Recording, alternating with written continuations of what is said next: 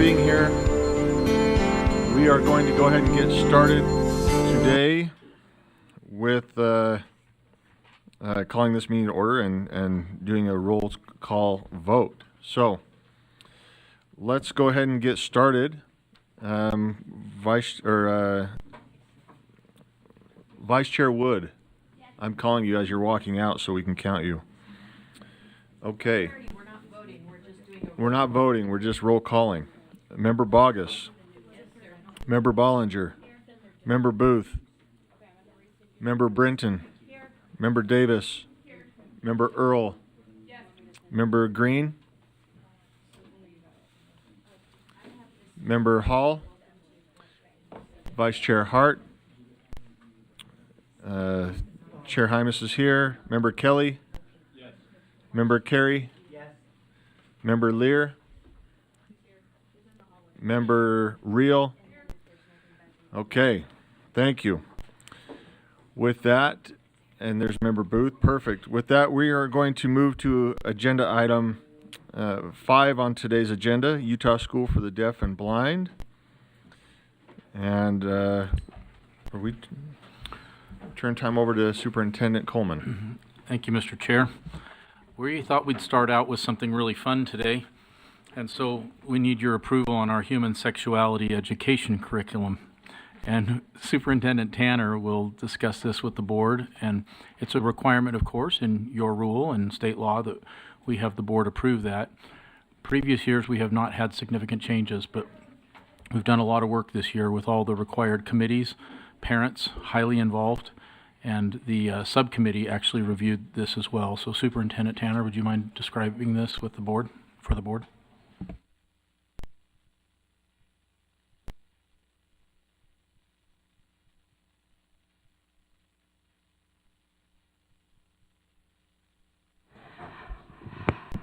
Hi there.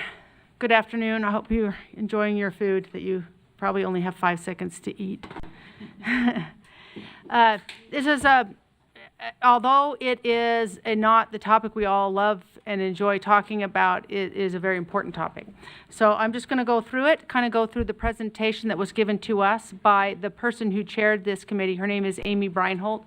She's our curriculum director. I've asked her to join us if there are any questions at the end, and she'll be joining online. Just wanted to give you a reference. So on the screen, you'll see Utah Code and Board Rule.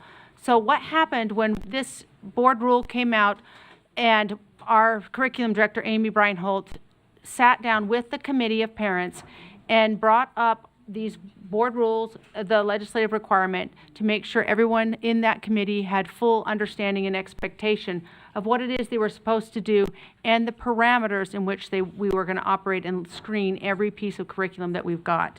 So those are the references if you would like to have them.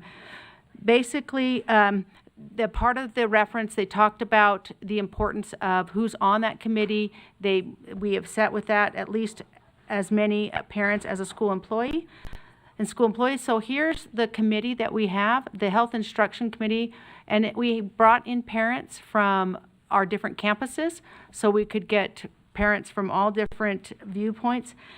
Amy led that, but then the chair was Amy Huff, which is a parent from KBS.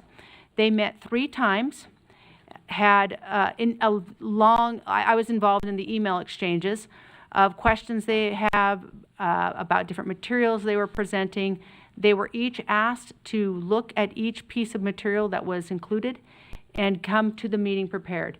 I verified with Amy that happened. That was the first question. She said every parent actually watched all the pieces that were in the material. So then this is the requirement in the law, just a materials review committee, which is what they're doing. What the provisions were that they followed. You can see this is the guidelines that she went through with them and said these are the things you cannot talk about. These are the things that must be excluded. They went through also and looked at the state's curriculum and what was listed in what's called RIMS, and that's where the materials repository is. And so they went through these are the things that were approved in there, and they reviewed those as well. The other things that was important to our group is because our students are a very unique population, it puts us in a unique situation. First of all, for the deaf students, obviously it has to be visual. They have to have an understanding. And we still have to use, we have to be careful with our language because you can't use analogies or hyperboles. The kids have to have it direct. So we need to say, this is okay, this is not okay. And sometimes analogies are actually very confusing. I'll give you an example as we go through this presentation. Give us an analogy. You want an analogy? They used an analogy of tea, whether you want tea, where they talk about, one of the things they talked about was boundaries, and they talked about asking permission and getting consent. And this analogy of tea. Now the parents didn't really like that video, to be honest. None of my parents really liked that video, but it was a video that had been included with previous materials that were state approved, and so they included it, and then you'll see it on the list of materials. You'll see that later. My parents weren't really excited about that because my kids are going to go, tea? I don't understand how tea relates to this topic. You really have to say this is a no. This is where the boundary is. You can't really play with those lines. So we also looked at any PDFs that the teachers have asked that they would like to use. Books that they have found. These are some books that they had found that they would like to use. We have a guest speaker that comes in, and they don't really talk about sex ed, but they talk about boundaries. And so we thought it was appropriate to bring to this body the full disclosure of everything that could be even something that you guys could look at or screen. So that's why you're going to see things even beyond what's listed in the code. Then there's the maturation slide. Those are the ones that you remember when you were in 4th grade that you sat down and they went through those slides. Those happen once a year. And so that's what we're looking at. So some of the challenges this was the biggest concern with the parents. Interestingly enough, I don't think they had the frustration of what materials were okay or not okay. They figured that was pretty clear and easy for them to navigate. Yep, that's a no. Yep, that wasn't where they had strong consternation. It was about accessibility. There just aren't videos that are accessible to our students. And the minute you put it out there as just a slide, then it's open to the interpreter's interpretation of that video. And so that is very important because you can't just spell everything. You can't just spell everything because the kids don't know what you're talking about. You can do an approach we call sandwiching, which you can spell it and then do the sign. And some signs, there are different signs of you, as with any language, that are more professional and some that are more crass. And so you've got to be really careful that the person who's interpreting that is using the sign that would be what we would say the approved sign. That would be an appropriate sign. All interpreters are not the same. We have different levels and quality of interpreters. So we like videos that have been vetted, that we know that it's in agreement with what we like to see in regards to the law, but also we like videos that describe clearly for a deaf child what's happening and what's going on. So that was something that they talked about, the terminology. The other thing the parents asked about, the parents said, you know what? I do not have the sign skills to have these conversations with my child. They do not have the ability to have, it's not even just the words or the vocabulary, it's the syntax, it's the grammar, it's the in-depth questions back and forth. So the parents were most concerned that there was a resource to them that could present the information that they can't say, that they're unable to say, or literally unable. It's not because they're fearful of having the conversation. They literally can't use the words to have the conversation. So they were looking at videos that they felt had clear ASL and accurate signs, and that it was direct, and it was not some abstract notion of comparing it to something else. So they put together a parent resource. They asked if there was a way they could put together a parent resource to share it if they requested it. They wanted to know if they continue to look for, they want to continue to look for next steps or other things that they can look for because they want to make sure they're in compliance. So there will be more to follow as they find these materials. Michelle, And they are going to go forward and review the emotional resilience materials we've got. Perfect. We just have a question, and I think it's relevant to this, so if we move on, we might miss it. So, Member Bogus. Wondering, when you talk about videos accessible to deaf children, are you speaking about like there's an interpreter in the corner of the video, or they're literally videos designed for deaf children? I wasn't fully tracking as you went through that, and so I just want to make certain that I'm on the same page with you in what that video looks like in this space. Yeah, great question. You can put them at the bottom. There is a way, that does make it quote-unquote technically accessible. When you put the video or the interpreter at the bottom, it's kind of a, we're making this, and we're adding the deaf population to get involved in it. Do you know what I'm saying? It's different when you create a video and the person on the screen is the signer, not off to the corner. They're the signer. And they know their content. They're the direct communicator. When you see somebody off to the corner, they're translating what someone is saying up on the screen. So as a deaf educator, you know sometimes when you have to say something that you know you cannot just say it the typical way a hearing person would say, that you would have to go back and say, oh, that's right, they have that language gap. I need to fill it for them real quick. And you add that gap, and then you come back in. When you're somebody who's directly communicating, you can do that because you're not having to keep flow with what is going on with the hearing population. You can take a step back. Oh yeah, that means this. Okay, on we go. And so when they create these videos, they are trying to fill those gaps before those questions even arise. So yes, those can technically be accessible, but it's better if it's directly geared at the audience of a deaf child. I really do appreciate that. I'm going to go through the list here so you can see. Now with this list, we had the parents vet it. There are things that they did not approve that you don't see. They already screened a lot of that out. So what you're seeing is what the committee said, yep, this is what we're comfortable with. So the ones on the top are these are all the secondary things that have been approved generally for the state. And so we're going to access those resources as well. These are some videos that I told you that where we found them, it tells you where we found these materials off to the side so you can see where the committee found them. There's this thing about consent. They do a little video about asking to use your cell phone and someone saying, no, okay, you can use it if you do this. And it's okay, it's better than the T video. It's better than the T video. It doesn't really get out to my kids what you're talking about. I guarantee you many of my students would lead that going, I know how to respond with how to tell people they can use my cell phone or not. I guarantee you I will have kids that will not make that connection.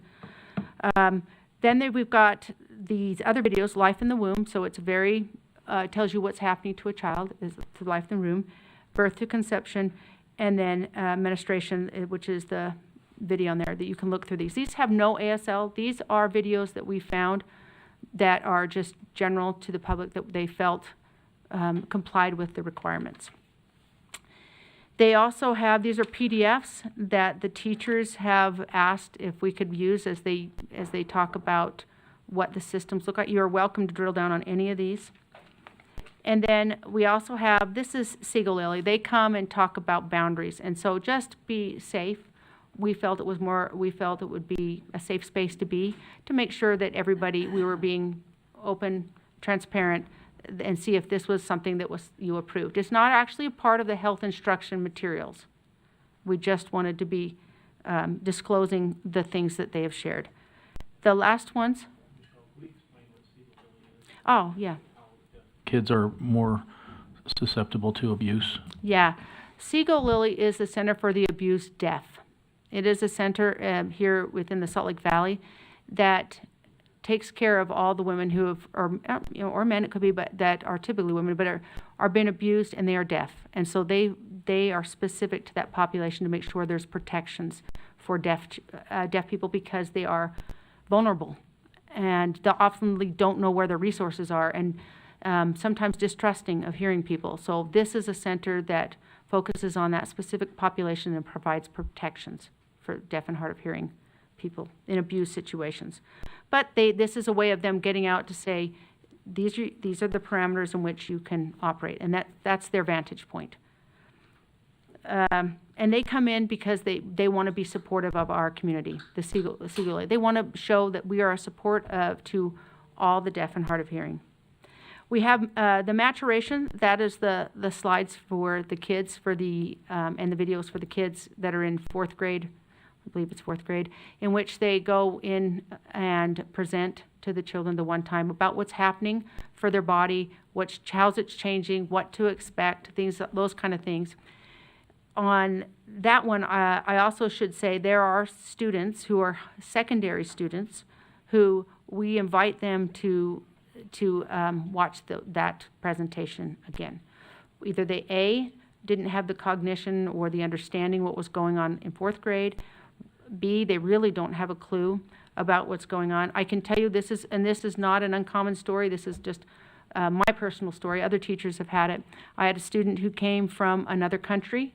She came in here. I was her 4th grade teacher, and she was just learning language. So what I mean by that, you've kind of remember the movie of Helen Keller where she walked around and she grabbed her teacher, and she was like, she wanted to know the name for everything and touching everything.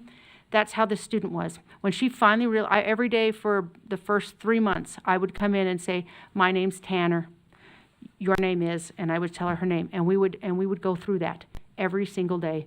She came in one morning and she was excited. She ran up to me. It was like lights had gone on. She pointed at me, she said, you're Tanner, and my name is this. And she knew she had a name.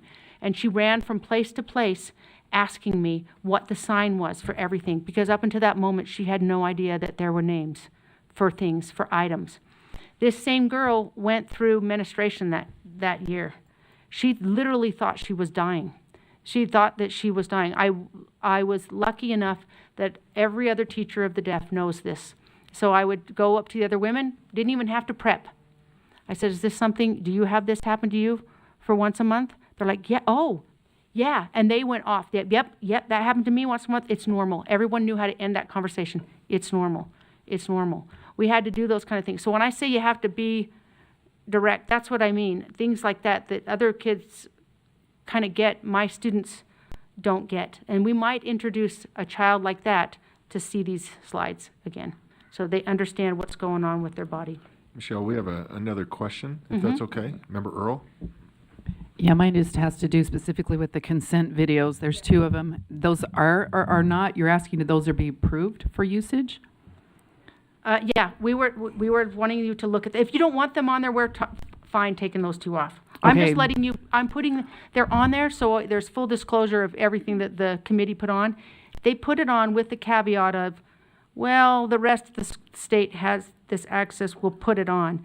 They'll be fine if we take those off. I hope the rest of the state isn't accessing those because it's not an accurate portrayal. Yeah, But we can yeah. get into that, but even in general, it's not. But, okay, I It's okay can if- make a motion at the end, so. I know that they wouldn't have consternation about doing that. They didn't love those. But they thought, they do need to have a conversation about saying no. Absolutely. Yeah, that's so that's why they do have to have a conversation to understand to say no, and no means no. And so that was the resources that they found, those are some of the resources they found. As related to that applies to the video that's called 5 Friends. These are the ones that the committee recommended. However, we went to the advisory council with an understanding. When we went there, we discovered apparently there is a discussion to remove any videos that are from a group like Planned Parenthood. These 2 videos are videos that were produced by Planned Parenthood. They follow in line with the guidelines. However, they're produced by an entity that I think there's some struggles with. The second one, the reason the second one in particular is called How You Get Pregnant, that is a perfect example of a well-produced video that has clear professional signs geared towards deaf children. And so the signing is different than something in the corner. It's signed specifically and explicitly for a deaf child, and it is very well done. It's professionally done. The Five Friends ones, it was done by the Delaware Planned Parenthood, and it's students that are talking about consent. And the students are, the thing I love about that video that I watched, it's one of the few videos in which you get to hear the students sign and actually voice. And it's the voices I'm used to, the voices that I love, that have different sounds to their voices. And so I thought it was nice to hear the kids' voices on that one. But it is, again, it's produced by the Delaware Planned Parenthood. Anyway, I left at the bottom here, these are the previous state health guidelines that they looked at. And then I just made it to be honest and disclosing, these are the concerns that they had. I talked about consent should be direct and clear, not necessarily an iPhone or a T video, and that the ASL, we were using the appropriate signs, and that the parents know what those signs are, so they wanted access. So that is the list. I've also invited Amy Breinholt. She couldn't come here in person, but she can. I believe I was able to get a hold of her. I don't know if she's on screen. There she is. Amy is here. She chaired this committee, and she's here also to answer any questions if you have questions of her. Thank you. Member Bogus. Thank you, sir. I am glad you got to the How You Get Pregnant video. What are your thoughts about the imagery in that?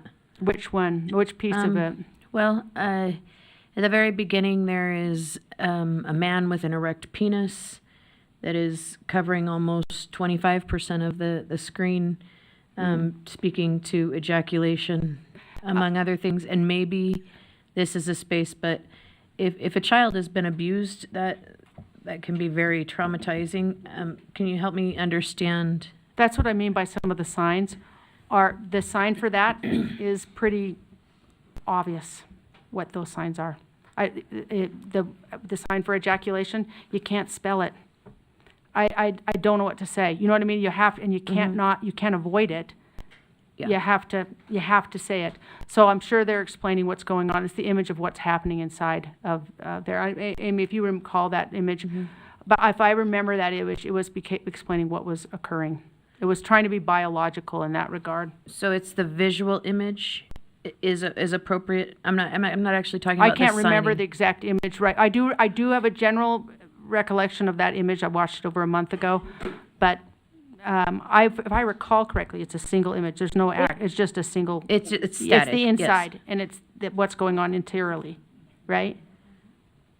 And it's trying to make that connection of what the body is and what's happening. Like Michelle said, even if you were to sign that to a student, they might not understand what it is. So a lot of times within deaf education, we will use pictures and signs and put them together to help clarify that. So as a committee, we felt that was very appropriate to help them understand what it was that they were discussing. And I think when I remember watching it, I was looking very clearly for the signer. My concern as I watched that video was, are the signs clear? Are they being professional? And they were. Okay, I appreciate that. That was Thank my you. focus. Yeah, thank you. Great question. I mean, it's a hard balance, right? This is not my arena, and I've been around, maturation night, planning that, and health curriculum, and it's a different ballgame for the deaf and blind. So Yeah. we do appreciate your carefulness to stay within Utah boundaries and law. So we appreciate the fact that you're bringing this forward, and there might be amendments to come. But Right. But to your credit, you recognize that we understand that some of these will be removed or Yep. could be removed. So we just appreciate the work that has gone forth. So we had a light. There it is. Member Earl. Yeah, so these are to be used for next year, is that right? This is Oh. approval for next year? No, let me Oh. explain it. We held off. They are not getting this instruction at all until it goes through the board. We paused it. It was set to go, and Amy discovered they were going to go with it, and she's like, whoa, she pulled everything back. This quarter ends March 13th, and so it was imperative we got it to you guys so they could even address the topic. And they need the topic addressed. They need the topic addressed. No one's talking to them about this. Like, they have no idea about these concepts. Okay, do you want to finish presenting? Is that what I'm you, and then done. make a I'm motion? done. Are you I'm ready done? for you to, I'm ready, yeah. Yeah, I mean, my motion is to remove the 2 consent videos. I can tell you what they are. And then also, I would encourage us to keep looking to see if there's other resources out there. We end up advertising for someone.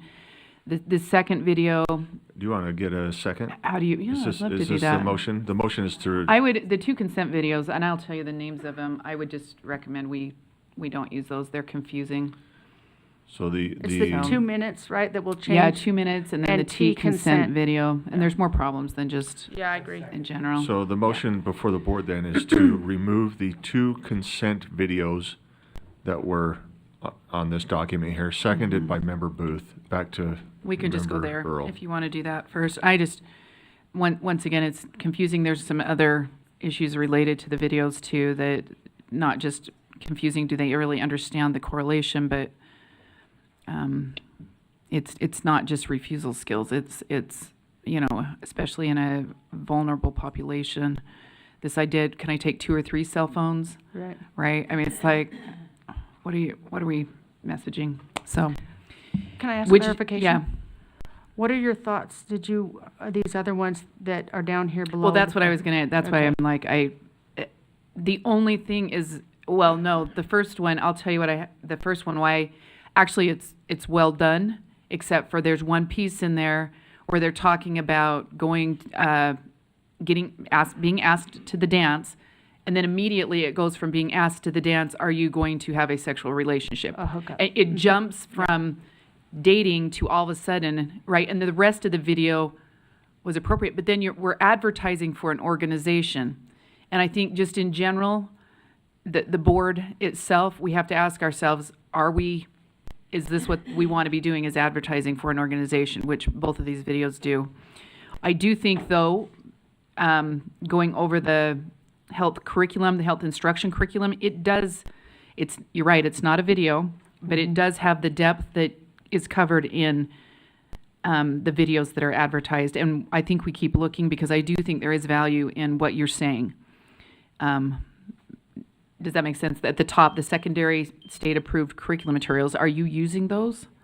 Yeah, yes, we are using those. You would, okay. Yeah. So those, when I went over those have, I think, what I would consider the depth of what you're asking for with, you know, identifying body parts, what they do, that kind of a thing that is there. I don't know if we're going to be advertising for organizations is the only thing, so. Can I Thank you. respond to that a little bit? Sure, So- we've got a handful of lights, so you're going to have more questions coming. Okay, maybe I'll wait and I'll just talk about that later.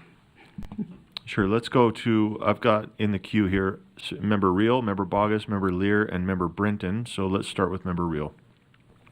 Thanks, Chair. I keep having these instances when we've worked on a bunch of different projects in standards where consent is a dirty word, and I can't quite wrap my head around it because I don't know if it's been politicized. I don't know if it's turned into something that we've decided leads to things. But in my brain, I guess, in my brain, consent is one of the most useful tools in building a healthy relationship. And understanding and building healthy relationships means you have to consent to what you're doing. And so I don't know if I missed some rogue blog post that said consent is bad, but I trust Member Earl if she feels like those videos are not appropriate. I'll probably be voting against this just because I think the more that we can educate our students on consent and healthy relationships and as we mentioned, this in this morning when we talked to the success sequence folks, and then I also looked it up, is that 90% of folks are having premarital sex. So we just have to accept that reality. But if we build on the foundation of creating healthy relationships and understanding what is okay and not okay and the boundaries there, I think that we are setting our kids up to have a better, to follow the success sequence is what I think. So I don't know if I missed something about consent that makes it evil, but to me, that's one of the best things, especially as a woman, knowing what my boundaries are and what I can and is okay and not okay seems like a really helpful tool when talking about sex. Thank you. Member Bogus. Thank you, sir. Superintendent Tanner, I am wondering, to me, when I work with children with special needs, sometimes it is more effective to teach them how to say no than to say yes, because they have, there's a different process and pathway of learning, but there's also a different level of understanding. Right. And I don't see anywhere in here where we're teaching them to say no. Did That- I overlook that, or? That would be in the Five Friends video, would probably be the most things. Where they do, Board Member Earl is correct, they talk about the possibility of hooking up. That's something about, and then her saying what her boundaries are, yes or no, at one point. That's not the whole of the video, but there is a spot in there. So That- it's not in the videos thing? It's down at the bottom, it says Five Friends. It's up on the screen here, this one right It's here, oh, that one right there. The other one below it is more a factual more a factual description of what happens, what's the process of what happens, the very factual explanation of how people get pregnant. okay. I don't know, this is just me. I'm one person on a board of 15 people. I would love to, as a teacher, if I were to be involved in this, I would love to have them. I think that's part of setting boundaries as a vulnerable population, is that boundary of saying no. No. You can come this far and here you must stop. I think that, I don't know, maybe the committee could look into that as it moves forward, because we do have a vulnerable population and a population that uniquely learns and uniquely exists and functions, and so it's just a thought. Thank you, ma'am. Yeah, they do need to know, need to know to say no when, that's exactly right. Thank you. Thank you. Member Lear. Thank you. There was a comment made earlier about these two videos are available around the state, and I just got a text from Patty Norman, and I know this is not exactly your topic to worrying about what the rest of the state has, but I thought it was important enough to not let it hang in the air. And Patty said, "We do not recommend, nor have we approved those videos." I want that clear. So I think that's, pardon me? Said the same thing. No, Patty, mine was from Patty. Yeah, I said, Write her back and tell her she's retired. Let's keep going. my point being, I think it's, even though Patty's retired, Patty still cares, Patty's watching, she felt like it was important to clarify that statement. So thank you for Yeah. indulging me. Yeah, you can see where they were, or their little notes off the side. This one was found on another LEA-approved material across the state. The other one was was the standard from which it was derived. That's where we got those two. Just so everybody, we want to be, like I said, full disclosure on everything. Thank you. We've got Member Booth. As I seconded Board Member Earl's motion, I was interested, as I reviewed this material, that there is no ASL to these two videos. And the concept of consent as compared to other things where we're doing the parts of the body or how things work or pregnancy or any of those issues, it's a much more ethereal kind of concept that's got to be explained in some way. It's one of the things that you were mentioning. We've got to be very straightforward. So consent, saying no is very straightforward. Yep. But the whole concept of consent, as it was presented in both of these videos, was, I felt, without the ASL interpretation, could be confusing and not helpful, as we have very precious little time to get the concepts taught and to help in terms of protecting the children, helping them understand so that they're not so vulnerable. And so I just felt that those two particular videos were not ready for the population that we are trying to meet the needs of, because of the approach of those specific videos and no ASL interpretation. So, you know, they can read.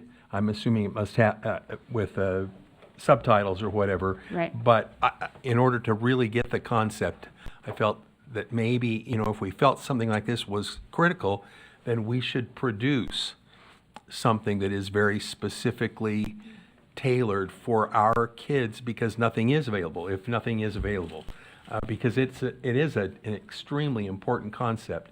There are also a couple of other issues that enter into the consent videos that really are not about consent, that get us maybe sidetracked and maybe a little bit confused. So I just wanted clarity and feel that it is important enough that we ought to consider finding some resources and possibly producing something that does have a very proficient ASL interpreter presenting the materials and the ideas in a way that could be fully understood by this vulnerable population of students.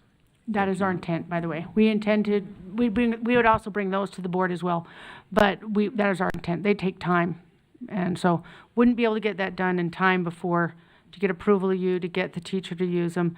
But yes, that is our intent, to create our own that's in alignment with everything we'd like it to be. And the other thing that's also important, that for me, as an administrator, that's important, is I prefer it to be videotaped, a signer on the screen. Otherwise, I leave it to the interpretation of my teacher. And my teacher may sign it differently.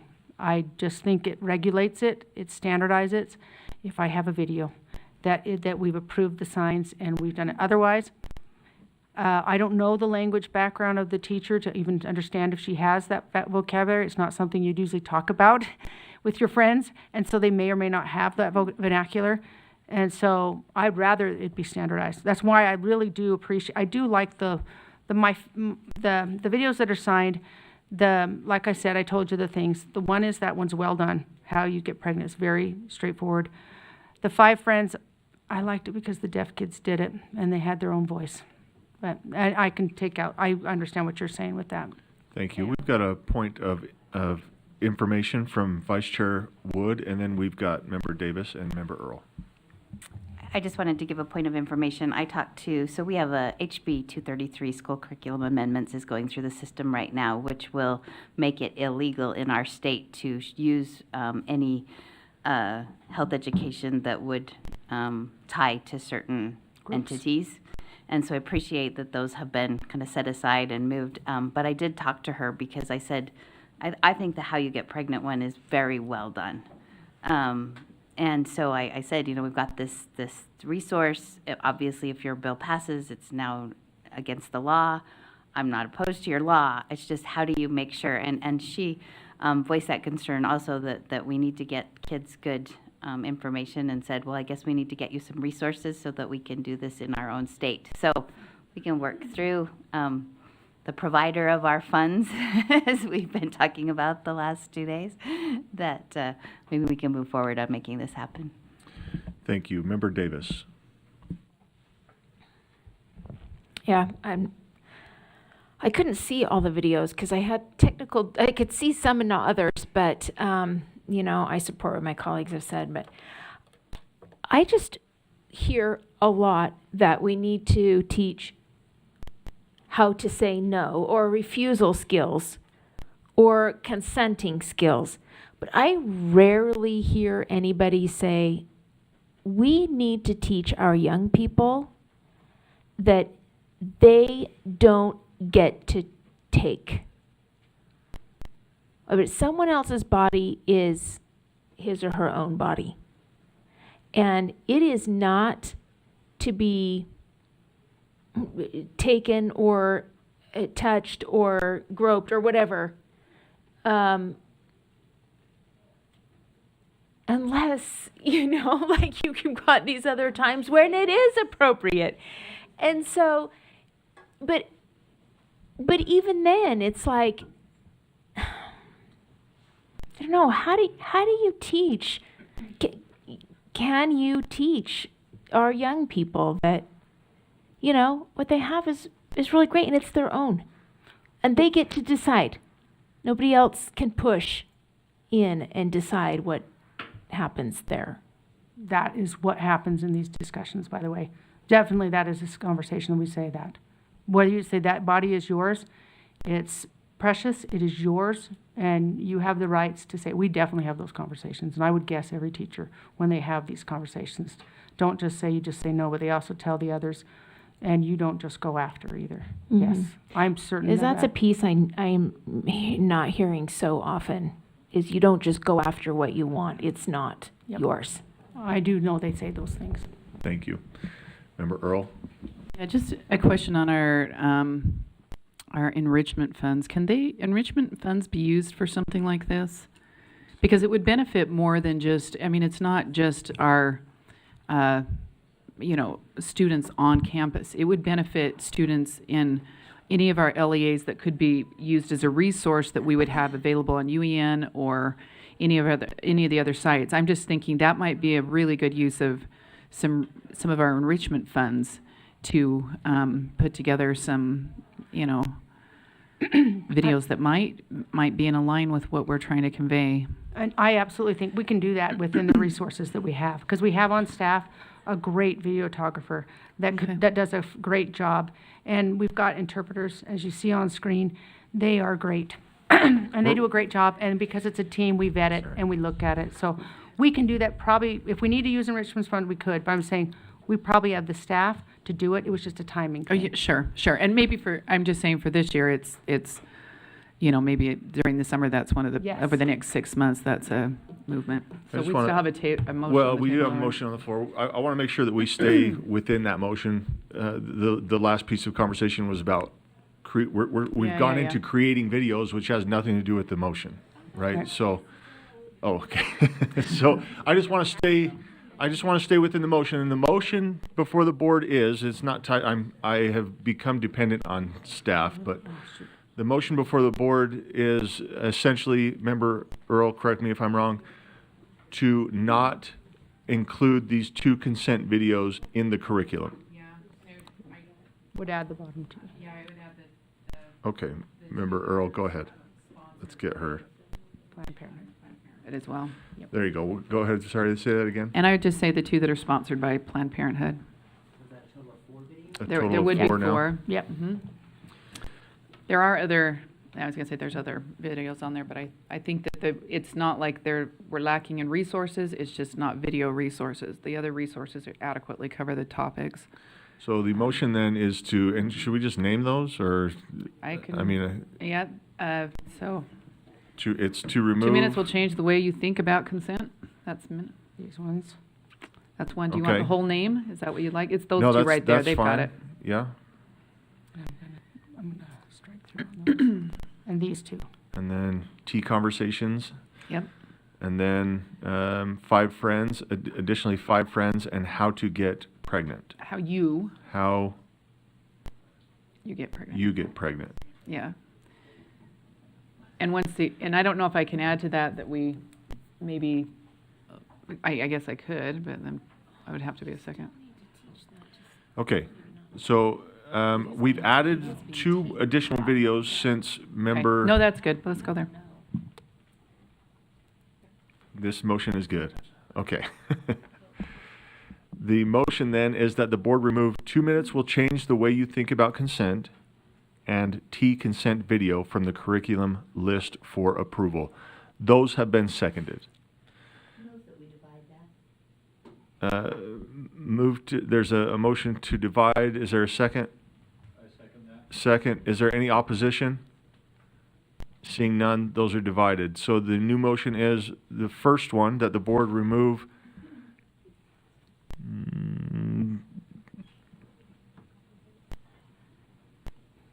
I'm trying to remember, see, the board remove 2 minutes will change the way you think about consent. That is our first motion here.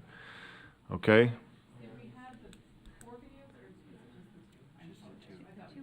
There should be 4. There's only, we had the Yeah. 2. Vice Chair Wood is saying that these 2 that you're suggesting, the 5 friends and how you get pregnant, this says recommended removal by advisory council due to creation by Planned Parenthood. So these are already recommended to be removed and will not be included. Is that right, Superintendent? So we don't have to worry about those. Perfect. So again, our motion then is that the board remove 2 minutes will change the way you think about consent from the curriculum list for approval. We've got Member Carey. Yeah, this question, I guess I'll make it to the maker of the motion. Are you saying that these videos need to be removed because they violate state law and board rule? Or is it troubling content? Does that distinction? Member Earl, But- response? Or are you not, sorry, I didn't mean to cut you off. I thought you were finished. Keep going, and then we'll just get you queued for a response. I just want to make sure the question is clear. Like, are we saying that if we support this motion, are we saying that this body has concluded that these 4 videos are in violation of state law or board rule? Or are we saying we don't like the videos? I think it's both. These actually were on our resource guide a few years ago, and that we removed them. They're no longer a state resource for a variety of reasons. Some of the content is misleading, whatever. They're not there anymore. They're not as a resource. So what I'm saying is they shouldn't be here either. Plus, I think the content also is not. It's confusing for these students. So. Chair, if I could direct a question to the guests, Staff, yeah. staff, thank you. We can refer to them as staff. We Well, are their yeah. board. They are our staff. Or Thank you. Joel's staff, sorry. So the omission, it's my understanding, and I'm not on the committee that has the direct connection with you and that in constant communication. But from what I've heard, you search diligently for videos that you could share with your students. And again, this is my understanding, you spent a lot of time and a lot of videos that you excluded. Right. If we remove these, are there other viable options for your school? Thank you, Chair. So I would have to say, I think we're going to have no consternation about removing those 2 videos. I want to state, for different reasons than I think even proposed here. The no 2 minutes will change the way you think about consent and T-consent video. Not because we don't think the topic is important discussion to have with the children. It's that they're probably not going to make that connection. They're not going to make the connection between T and they're talking about sex. They're just not going to get the connection between a cell phone and sex. We will have children who will come from that and think there's something they have to do about with their phone. I guarantee it. So we just don't feel like those are the best videos for that. They were the only ones that we could find that we thought were, the one that was the best for us was the ones that were signed. And those are automatically going to be eliminated because of Planned Parenthood. Those were actually the videos that they probably would have liked to have kept. Follow up? Let me get you. Thank you, Chair. Just so I understand, and I apologize, but you would have no objection or difficulty teaching these concepts if those 2 videos, 2 minutes, will change the way you think about consent? Yeah. And what's the other one? T-consent? Yeah, video? T-consent. No objection, no problem to what you're trying to accomplish if those Right. were removed. Right. Can you address the other 2 videos? We just have one. Oh, we just There was a divided. motion to Yeah. divide, so we're just on the one video, Yep, the first one. apologies, thank you. But can't do the other ones. Member Lear, point of information.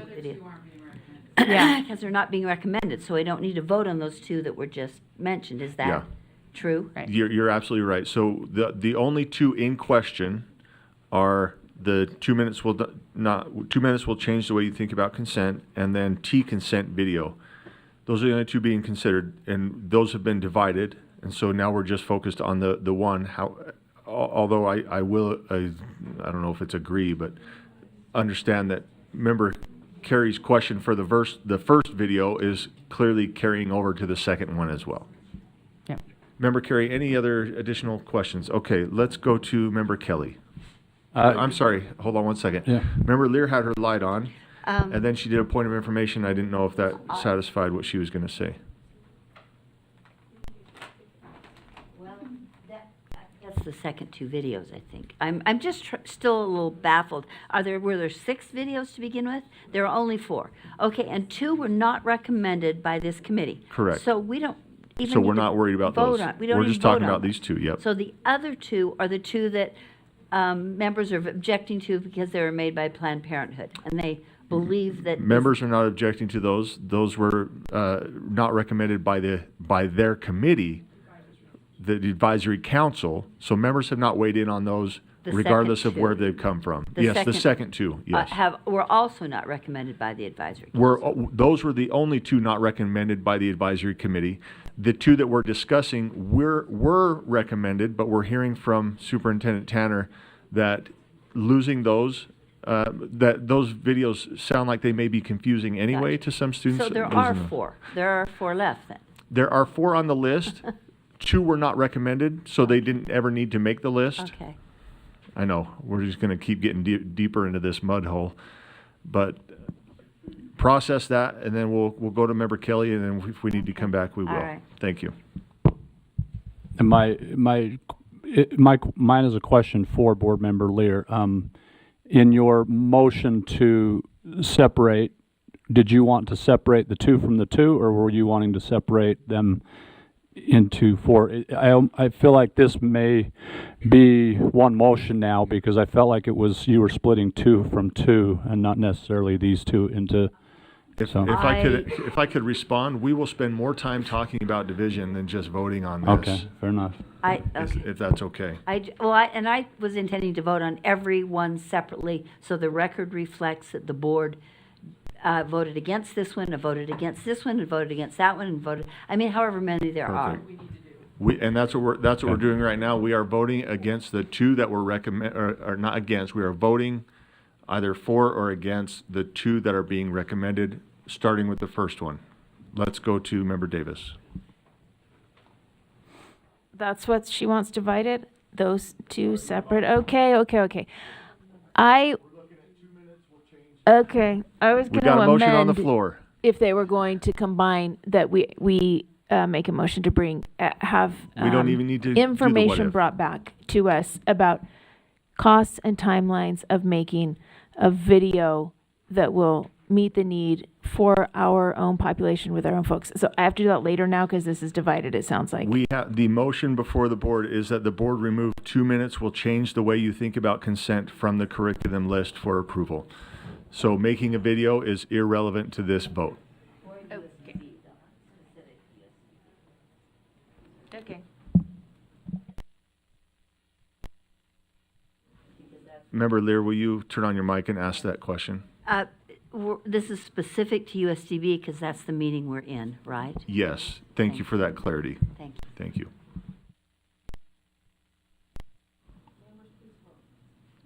Please, yes. Yeah, we're ready to vote. Yes, please put it on the board. Thank you. Let me restate the motion. It's okay. Let me restate the motion. That's why I paused for just a second. The motion before the board is that the board remove, this is the title, so don't get thrown off by the 2.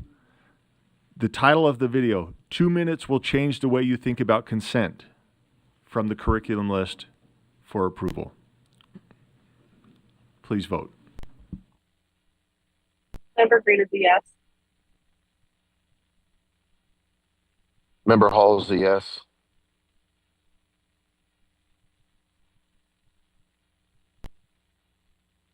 Did you get, will you get member, thank you, member Green and member Hall. Did you get member Hall's, member Earl? Will you push that for him?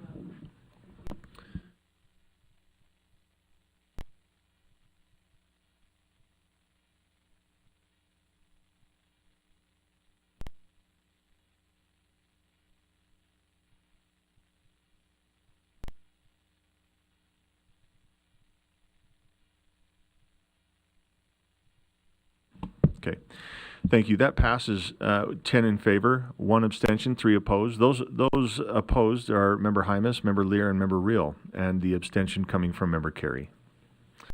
The next motion before the board then is that the board, I can't remember how it was worded in the screen's not, oh, it's behind me. Okay. It's all right, I can find it. The board remove T-consent, that the board remove T-consent video from the curriculum list for approval. Okay, let's go ahead and vote. Member Green is a yes. Member Hall's a yes. Thank you, member Green and member Hall.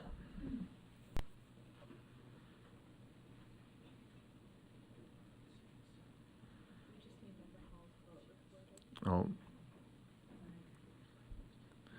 Thank you for helping her, Carl. Yes. Okay. So that passes with 11 in favor, 1 abstention, 2 opposed. Those in opposition being member Lear and member Reel, and with member Carey abstaining. Thank you. We have, you know what? I don't even know if we have an underlying motion. We just kind of went there. Yeah. Yeah, I know what it would be. I just don't know if we ever put anything. Yeah. Nope, there's no motion on the floor yet. I'd love to wait patiently. Member Earl. Yes, I would like to approve the recommended resources for USDB for the 24-25 for the, what am I approving for? Just in general? Okay. The motion before the board should be, I'll just state it and you can see if you like it. I'll let you know. That the board approves the human sexuality education curriculum as amended. I like it. Okay, so moved. Is there a second? Second. Okay, we have a second. Let's go to member Carey. Yeah, could I do a motion to amend that? It's already been amended, but I guess that's in order. It is in order. Go ahead. Yeah, it would read that the board approves the USDB Human Sexuality Education Curriculum as amended, and then the new sentence, and will report back to the board next month on, along these lines generally, like how they are going to address, what they've done to address the content that were excluded in the 2 videos. It hasn't been seconded. It hasn't been seconded. But let's see the motion. Yeah, let's just wait for a second and we'll make sure that this reflects what member Carey is intending.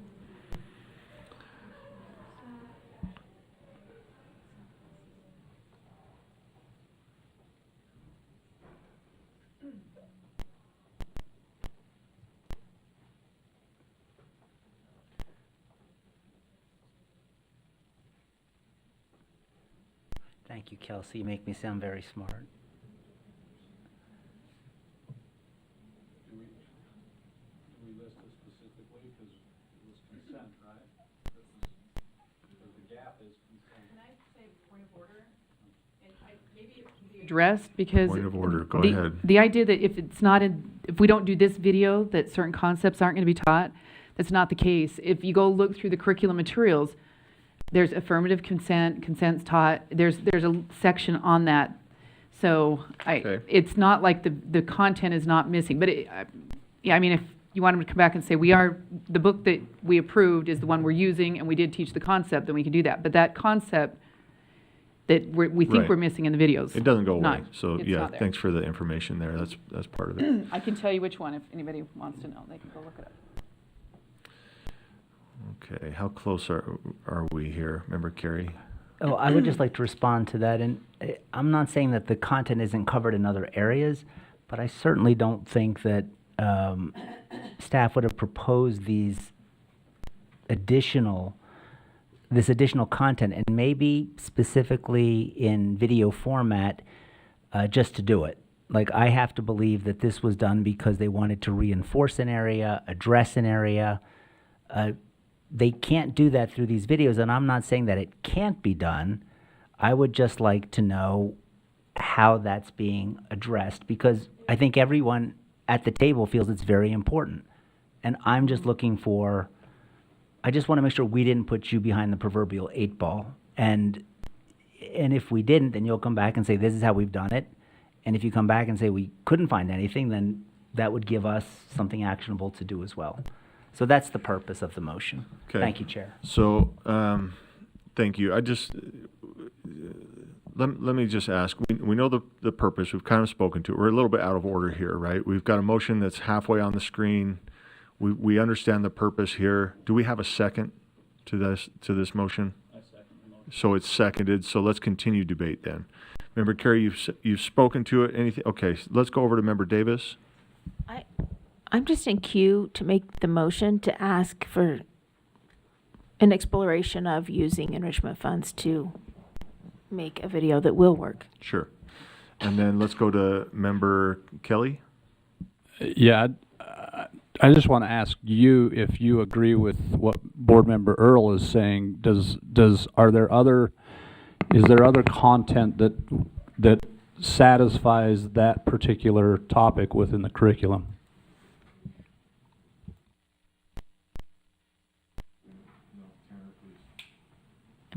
There it is, okay.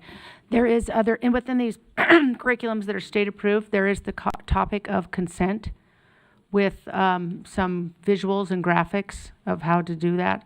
It would most likely have to happen within a role play, is what I would guess would have to happen. As I looked at the content of the textbook, as I was glancing at it, you'd probably have, it looks like they're little cards that you interact and you do some role playing. So that's probably what would happen without that. Thank you. Before I go to Member Earl, I just want to make sure. So I just asked Kelsey and Sybil, like, is this all the motion? Because I swear he talked longer than what I'm reading here. But so Member Carey, is this capture what you're? Yes, Chair, it does. Thank you. Thank you. Okay, let's go to Member Earl. Yeah. Yeah. So we're going to have, sorry, I just have to speak this out loud. We're going to have students pretend to ask each other for physical intimacy.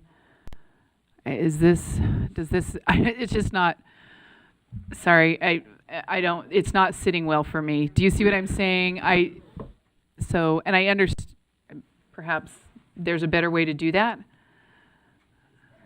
And maybe that's asking the question, maybe we need to be thinking about that, because role playing, I think in general, we don't allow drugs and alcohol to do the role playing thing because we found that's not effective in actually.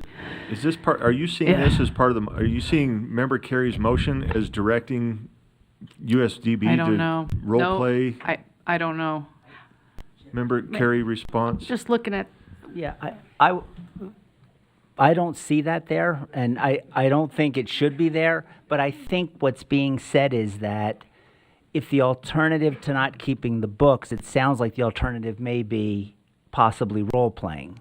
And I think that's what's being said, but I'm not saying we have to execute on the alternative. I'm just saying, what are the alternatives to cover the consent content? Thank you. Let's go to Member Davis. You're still, that's for the queue? Well, I think it's the book is what will cover the content. It is covered in the book. It's not probably as effective as a video, which is why we'll need different material for next year, but.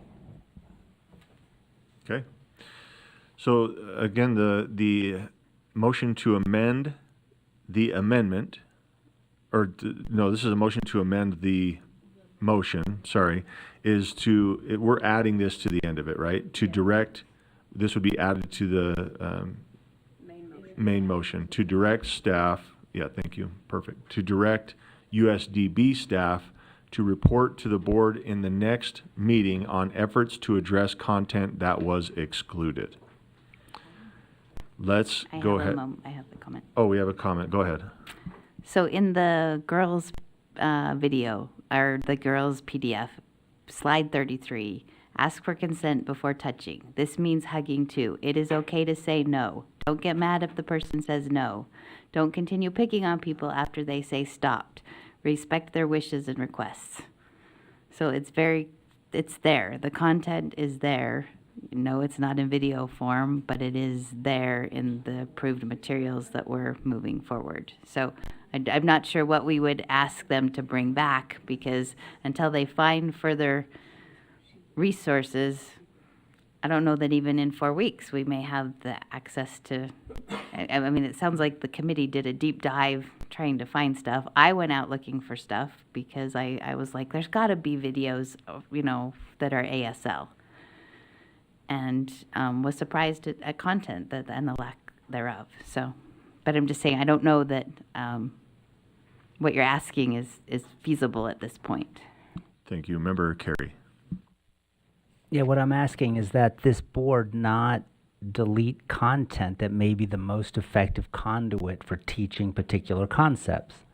And I understand all this is covered, but if it's covered in a format that is not as effective as another medium, I would like to know that. And it sounds like if we're saying, hey, we still need a video and let's look at available funds to make that video, it sounds to me as though there is this understanding that maybe video covers the same content, but if it does it more effectively, more convincingly, more persuasively, that's why I asked at the onset, does this, and we didn't have to get to this issue because staff kindly said, we don't need these particular videos, but if the videos violate state law and board rule, obviously they should not be permitted into the curriculum. But if it's a judgment call by members of this board as to whether or not we like the video, that's a substantially different question. So I understand this content is covered. My concern is that it's not covered as effectively and we are losing something on these essential topics to our students. Thank you. Thank you. Member Earl. But I think you're talking about the two bottom videos. The consent videos were the very ones that she said, Board Member Carey, the consent videos were the very ones she said were confusing. They did not directly teach the concept. The bottom videos were the ones that had the ASL. These are not ASL videos. So, okay, I'm going to go back and forth, but. Member Carey. No, I understand that. And look, I just want to make sure that it seems to me that what was being recommended out of the committee, and I don't know, this is the way I'm just piecing it together, was we feel like we can supplement what's being taught through video. And that's my piecing together. I don't have a document that says that. I just want to make sure if that's what this committee thought, that we follow through. And it might be we have to create our own. I just don't want to say, hey, we're taking these videos and, hey, you guys work this out. That's my concern right now. And that's why I'm asking to come back and say, yeah, we either found different videos or you know what? This is what we're doing to supplement what we're doing. I'm not saying it's not being covered. I understand that. I just want to make sure that we're doing it in a way that best reaches the students. The best people in that position to make that determination are right in front of me and one behind me, right? So I defer to you on that issue. I would just like to make sure that we are not taking anything from your arsenal to do that. That's it. Thank you. Okay. One more time, the motion to amend is to add and direct USDB staff to report to the board in the next meeting on efforts to address content that was excluded. Let's go ahead and vote. Member Green is a yes. Member Hall is a yes. Thank you, Member Green and Member Hall.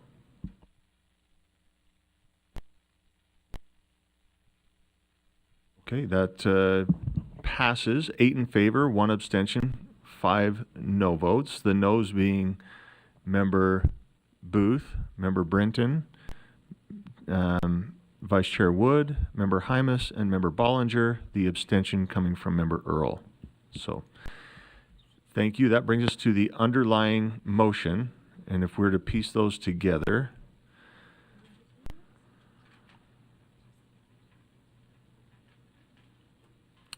so the motion before the board then is that the board approves the USDB Human Sexuality Education Curriculum as amended and direct USDB staff to report to the board in the next meeting on efforts to address content that was excluded.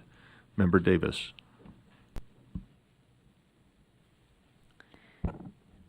I'd just like to add an amendment that one of our members asked if it would be appropriate to use the extra funds, the enrichment funds, to consider making a video that would be appropriate for ASL students and more clear for ASL students.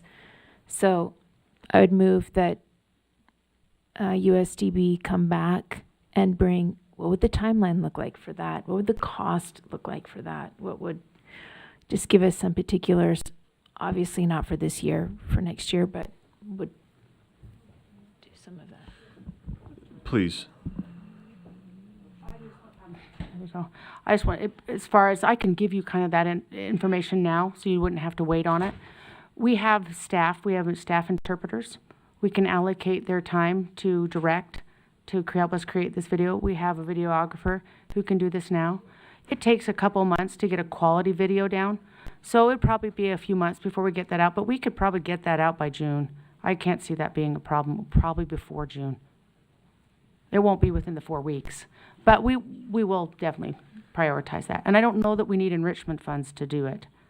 And I don't know if we need a motion to do it. I think it's something that you are thinking about and wanting to do anyway. So not wanting to cut you off, but okay. So then our motion then that's on the floor then is that the board approves the USDB Human Sexuality Education Curriculum as amended and direct USDB staff to report to the board in the next meeting on efforts to address content that was excluded. Without objection, Member Carey and the board, we always go into this, what's the next meeting? Is that the next committee meeting? Is that the next time we meet at the Capitol? So, you know, I would assume that we're talking about the March 7th board meeting. Is that clear? If we were to, let's just put it in there so there's no confusion. Is that okay to the, any opposition? Member Lear, I see your light on. These are adults, these are our staff, that we ask them to do something. I don't think they need to report back. Clearly, we've got more important things to do with USDB than double check if they, and their explanation of why they've deleted 2 videos. Whether that's true or false, that motion has been passed. Without objection, just for clarity, if we can just put direct staff to report to the board in the March USDB board meeting, or March 7th, I think is the actual date.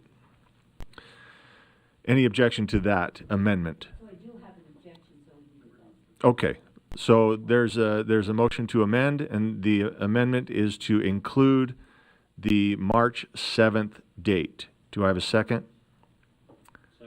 Second. Any opposition to including March 7th in that? Yes, okay.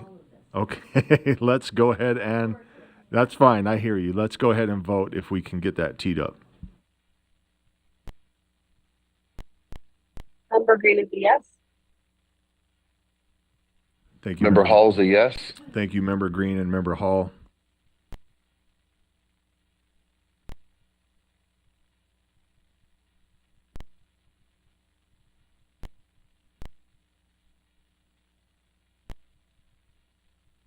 Okay, that passes. 12 in favor, 2 in opposition. Those in opposition being Member Brenton, Member Lear. Now let's go back to our underlying motion.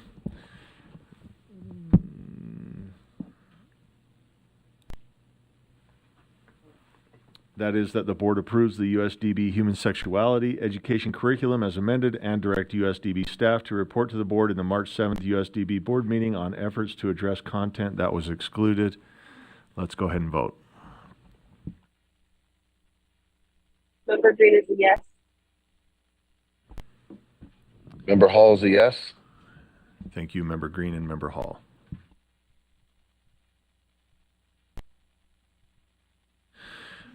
Okay, that passes 12 in favor, 2 in opposition, Member Bogus and Member Lear in opposition. Okay, back to Superintendent Coleman. Member Carey, go ahead. Yeah, I wanted to make a motion on those 2 other videos. I'm kidding.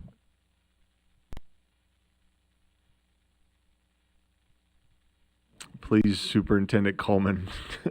That is some good board member humor right there. Thank you, board members. We appreciate the discussion. A couple things in particular. As you could tell, our staff, the parents, and then the advisory council really, and then your own USDB subcommittee really dug into this. And then to have the board engaged like that, I know it's a little painful at times, but that's why we do this. So thank you very much for your thoughtfulness and all of that. And big thanks to our staff. I was sitting here at the beginning thinking, I'm glad Michelle's presenting this and not me. And you didn't even ask us how we teach blind kids about this stuff. But we won't go there. I'm kidding. This will qualify for them too, and they will teach it appropriately. Okay. The next item we have is the budget update, and that's Mr. Empey. Good afternoon, Mr. Chair, Madam Vice Chair, and board members. The good news on the finances is we remain to be financially solvent. We've got enough money and cash on hand to pay our bills. The reports for the first 6 months that ended December 31st are inflows of revenue and transfers from the state and from your office from grants totaled, and I'm just going to round up, $30.7 million. Our expenses were $26.2 million, giving us a balance of $4.4 million more of inflows than our expenses. Just to make note, December we have 2 months in the year in which we have 3 pay periods. It was in August and December. And so we have, in that $4.4 million, we had a 3rd pay period in December that when we ran the reports and charts, it didn't reflect another $2 million in personnel salary and benefit costs. So we really have on hand about $2.5 million. And when we create the reports next week for the month of January, it'll reflect that. The number of students we have on campus, and we appreciate all the work and help and assistance we've had back and forth with your staff here at USBE and on our staff. We have 377 kids, and we're sticking to it. Those are a good number. The total number of students receiving services, 2,304, and total student services provided, 4,650. And then we always report on 3 funds. The first is our land grant enrichment fund. We've got a balance of roughly, and I'm going to round again, $1.3 million. The donated fund is roughly $292,000. And then our education foundation balance is about $1.2 million. So from my perspective, everything looks really good year to date. There's no real concerns on the horizon. I'm not aware of any problems that's going to cause any financial difficulty at this point. The next 2 pages, and Michelle's just scrolling down, is the budget status report that just gives all the underlying supporting detail to the numbers that are on that first page, the financial report. Then the last report that we always report back to you is on our enrichment funds. And the of the $1.4 million that was approved back in May of last year, we've only spent $289,000 through the end of the year, giving us a balance of just over 1.1 million to be spent and encumbered enhancing the lives of our students. So, Mr. Chair, that's my financial report. I'd be happy to answer any questions and again offer our services to help educate any of the board members, especially the new board members, on how these reports are created, the process that we go through at your convenience. Thank you. We do have a question from Member Davis. I will invite the board. We spent about a little over an hour on that one item. So if we could be quick with our questions. Thank you, Member Davis. Yeah, thank you. So I can go through and add these up, but just roughly, so you're saying about per month you're spending about $2 million on personnel? No, 4 million. 4 million per month? About just a little north of 2 million every 2 weeks on personnel. Okay.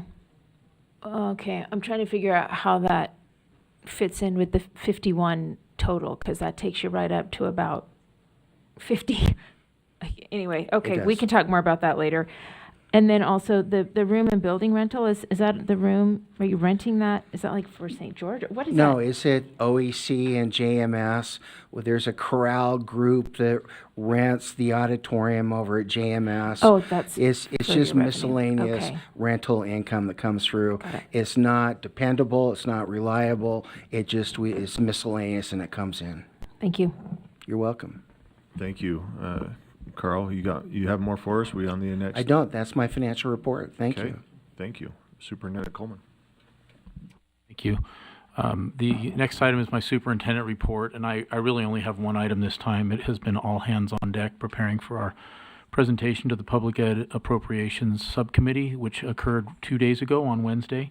And I would say it was different this year in a lot of better ways, mainly because of the involvement of some of you board members, in particular Vice Chair Wood and Board Member Earl and others of you who engaged with legislators. It seems like they were prepared well for the questions they asked. I intentionally do not get in front of the board when it comes to talking to other elected officials on Capitol Hill, and so I'm also grateful for the support and input we received on the presentation itself. We spent many late nights together the last week and a half to 2 weeks.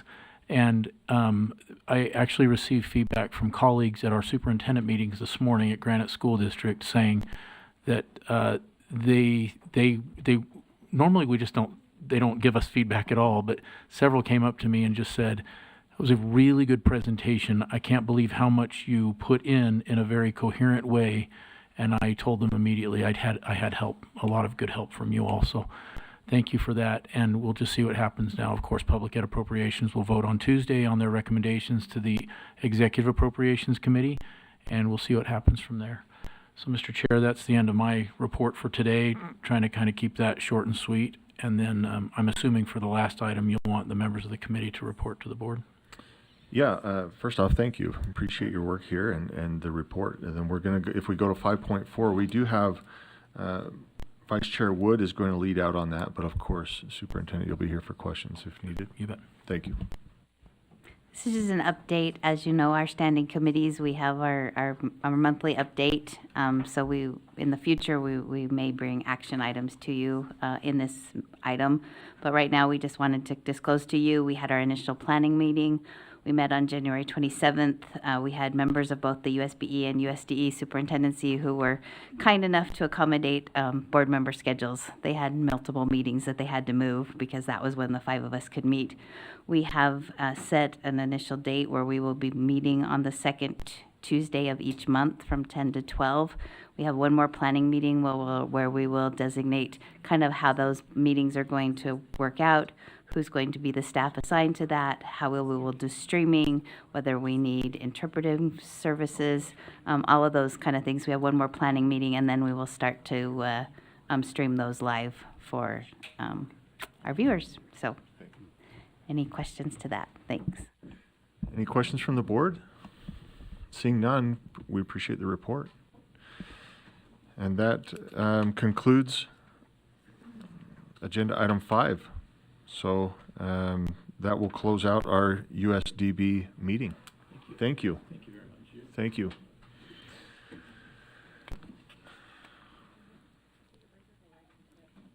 Do we have you lead here with us? Yes. Thank you, guys. Appreciate it. Let's do this. We're going to go to yesterday's. We're going to finish up yesterday's items, and we're going to invite Megan. I don't know her last name. Everett. Thank you. To join us and talk about ULEAD. I believe this is a quarterly report. That's right. So.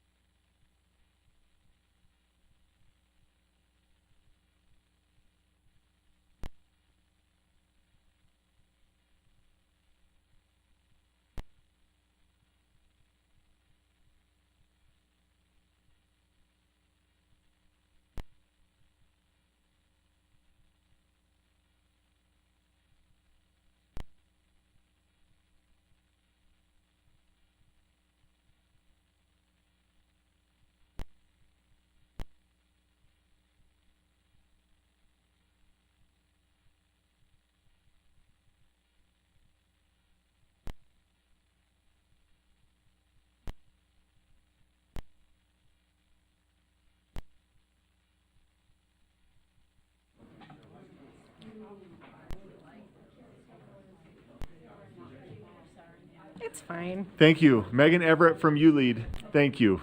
Whenever you're ready, go ahead and get started. Okay, great. We will re-engage, I promise. Like a teacher, just start talking, right? Hi, Megan Everett, Director for ULEAD. Appreciate the time. This will be really quick. So just as a quickest reminder for those that are new, ULEAD is Utah Leading Through Effective, Actionable, and Dynamic Education.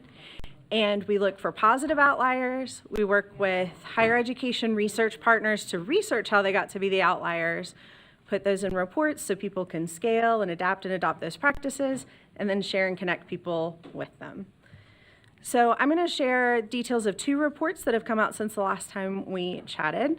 The first one is the Principal Job Satisfaction Report. And this comes to us from a researcher at Utah Valley University.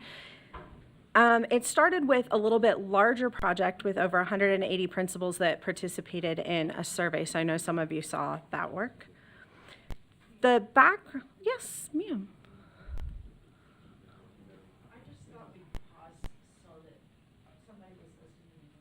Oh, thanks.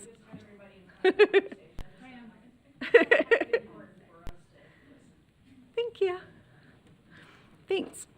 So in our reports, we include some broader research that kind of tells the landscape of what the topic is. So principal job satisfaction is really important when we think about leadership being second only to classroom instruction in the school-related factors that contribute to success at school.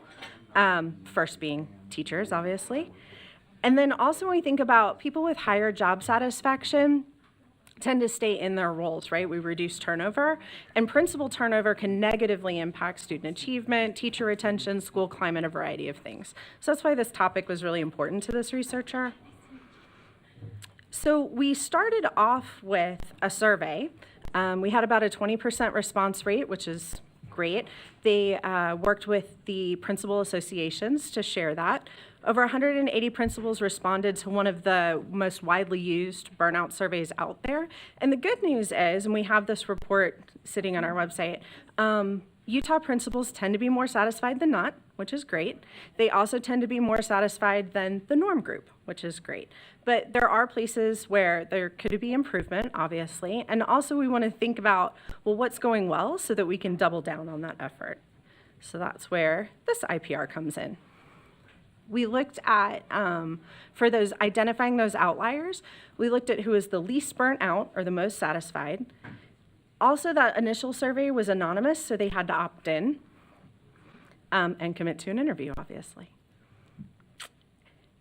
In the areas of work life, so these are the 6 areas that go along with that job satisfaction burnout survey. These are the 6 areas that most affect job satisfaction, and so these were the areas that were asked about in their interviews.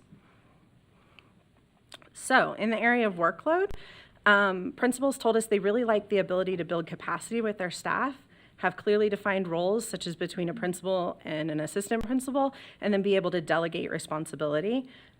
It helped them when they could prioritize time to be in classrooms because that brought them a lot of joy and connection. And then they also liked being able to leverage support and experience, that of their supervisors when they themselves had been principals, and then also their own experience in the role. The longer they stayed there, they felt like, oh, I know this comes up every time of year. In the area of control, and this really kind of gets to the point of like autonomy, they felt like having really good connection and supervisor conversations was important for that. That supervisor kind of enabled them to feel like they had the autonomy to delegate some responsibilities, and they tended to be more satisfied when they had a very clear understanding of why they needed to do the thing they were being asked to do, as most of us would, I think. Reward is about how you feel like you're recognized for the work that you do. So there are formal ways in terms of like test scores and when they see their student art or they feel like they're supporting teachers effectively. There were a lot more informal ways where like people tell them good job or they smile at them in the grocery store and those kinds of things. And they found a lot of intrinsic value to their jobs. One point on reward though is that they didn't feel like there were a lot of formal opportunities where they were necessarily recognized within their LEAs. Building a sense of community contributes to your job satisfaction. So what was really interesting here is that the principals talked about how they build community in their schools. They didn't talk a whole lot about how people build community with or for them. So they talked about being present and available. They're always at the sporting events and things. They talked about the relationship they have with their supervisors and how important that is. And then they talked about building culture and how they were able to interact with their staff. And that all contributed to their job satisfaction. The area of fairness asks, how fair do you think it is in your role? Do you have equal opportunities for advancement and attention and things? They, again, talked about how they are fair to others. So they talked about putting others first so often here. They did talk about how even though all schools received some of the same levels of the support, they really liked when people were intentional about the needs that they had and were receiving specific supports they felt like they needed for their school or for them as a leader. And then values is how much your value aligns with that of your organizations. And they said that they often saw those values demonstrated in people that were working in their district, and particularly their superintendency, where their actions and their words and their values all matched. And so they really liked that. They feel a strong sense of community connection. They feel valued, values align. Oftentimes they were working in the area where they live as well, so they felt that community support, and they just had this deep belief in the work of schools and education. So across those 6 areas, if you kind of look for themes that pop out, how do you prevent burnout then? What was leading to higher levels of job satisfaction? One was the ability to communicate needs. So when they had trouble with paperwork, when they had trouble with behavior, when they had things that they needed to do, they appreciated those strong relationships. They liked it when people asked them, and it didn't matter if it was a survey, if it was in a collaborative meeting, whatever it was. 2, understanding and reducing the workload, not just paperwork, but workload. They talked about how anytime the system would say, hey, we took these 3 forms and combined them into one, or we reduced the number of meetings, or whatever it was, they liked that. Providing supports and resources, this looks like a lot of things. Oftentimes it was their direct supervisor bringing them an article that supported their need, or a book, or connecting them to a PD that existed.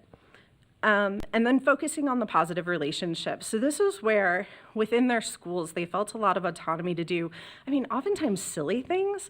So it was like games with stickers with their teachers, or giving little prizes, or whatever it was, but they just talked about how much that brought them joy and built the community in their school, and then it made them want to be there even more. Right? So we will have a webinar upcoming on that. We don't have a date for it yet, so there's no video. The other report is about certified teacher librarian practices. And this is a researcher from Utah State University that really wanted to look at the tie between literacy and how librarians support that. There are only 3 districts in Utah that require certified teacher librarians, and Salt Lake happens to be one of them, and so that's why this is centered there. What are those? They are Salt Lake City, Park City, and South Summit. That's not to say there aren't certified teacher librarians in other areas, that's just the 3 that require it.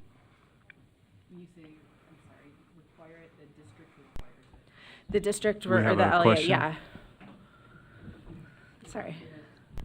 Sorry, yes, I had a question. The district requires it in their policies. Correct. The Okay, LEA sorry. requires that, I missed that part. They employ certified teacher librarians Across all grade levels or some grade levels? across all grade levels. Okay. Did you happen to gather any? I'm not judging. No. I just am curious. Did you gather any other statistics on like places that require it for just the secondary schools or just the elementary? Do you remember? I need to read the report again. I'm No, sorry. I'm sorry. That's okay. I don't think that's included off the top of my head. There is some like national information on kind of how many librarians we have per student, how many librarians we have across the state versus some of the other states. Cool. Thanks. So the reason that this was so important to this researcher is that schools that have a certified teacher librarian, in library impact studies, they talk about how that impacts test scores, personal and effective skills, and literacy outcomes positively, obviously.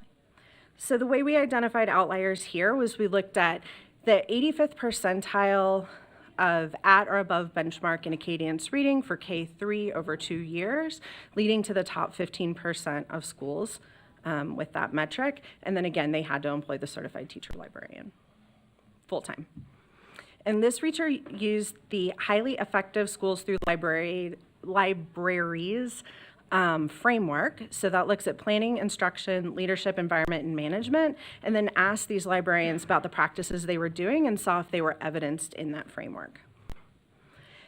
And this is just a big picture look. There's a lot more in the report about details, but the biggest thing that these librarians were focused on, we asked their principals, teachers, and the librarians themselves, was instruction, and specifically within instruction collaborative relationships, where they're supporting what those teachers are doing in literacy in their classroom. So they're pulling books that go along with it, they're teaching similar research skills, anything to support that classroom teacher. The second area was management. So this is the time that they spend in organizing their collections, making sure they're up to date on policies, things like that. And then the third area was leadership. And all the principals and teachers talked about how the librarian is seen as an instructional leader as a part of their school. This quote was, I think particularly speaks to that, about if I had an additional FTE, it's a no-brainer, I take the librarian. This report comes with a 17-minute podcast. So if podcast is your jam, you can listen to the report that way instead of reading the whole thing. These fit into our current focus priorities in the areas of job satisfaction and early literacy. We have ongoing reports across all these areas. Some of the ones that I hope to talk to you about next time are our high school attendance and early literacy classroom practices specifically, and then we have a few more going on. We also have some new ones that are not, don't have a contract yet, but they're coming. And all of our stuff is online. If you want to find the reports specifically, the reports or repositories page get you there. Other information included also. That's you, Dean. Thank you. Yeah. Thank you. I remember hearing ULEAD. I look at Molly. She dives into ULEAD here. How long has this been around? So it was originally created in 2018. I came on board about 2 years ago. Yeah. Withers. Correct. And you've done amazing things. Thank you. So kudos to you and to all the work that you're doing. Appreciative of this information and how helpful it is. Member Lear? And I mean, it's wonderful that you're researching this, but does it go somewhere? Do you make very aggressive efforts to get this to educators, or what happens with all this great information? It does, and I'm sorry. Is that okay? Oh, and I'm sorry. Say through the chair or any of that stuff. So. It does go somewhere, and that's in an area that we're improving in consistently. We utilize our listservs that are available within our agency, and sometimes it's more practical for one than the other, right? Some of these would be better served in the curriculum director's listserv versus principal's listserv. We also make a real effort to get out to all of our, especially state activities. So we'll present at UCTM with our mathematics work, and the principal Palooza with the principal work, and those kinds of things, rural schools. Just a quick follow-up. I hope that's true, and I hope you make really yeoman efforts in that, because it's a lovely job for you. I mean, I would just love to sit and explore all these issues and learn all this stuff, but if it doesn't get into the hands of our educators, we're not using that money very effectively. Thanks. Would it be okay to add one thing to that? So one thing that one group is doing, so with the BYU Public School Partnership and the PDCC and like the work that they did with the first grade literacy teams last year, sixth grade and middle grade math and ELA this year, is they're bringing in their 5 districts and the schools that were highlighted, and they're showcasing, so like all the first grade teams are coming into a session with the first grade teams that were highlighted. They're taking a deep dive in the first part of the day on what those practices were, and the second part of the day practicing for implementation, and then they're watching for return on that implementation throughout the year. So they're like a model of how they're taking these reports and then actually doing something with them. Thank you, Megan. We've got one final comment from Superintendent Dixon. Thank you, Chair Hymas. Member Laird, this is in response to your question, which is a great question. Over the course of ULEAD, which, Megan, is this year 2 plus. 2 for you, but 5 total, 6 6 maybe, yeah. from the legislation. And in the last couple of years, what I've been listening for is the very question that you asked, Member Laird. How is this getting to the end of the row? How is it being used?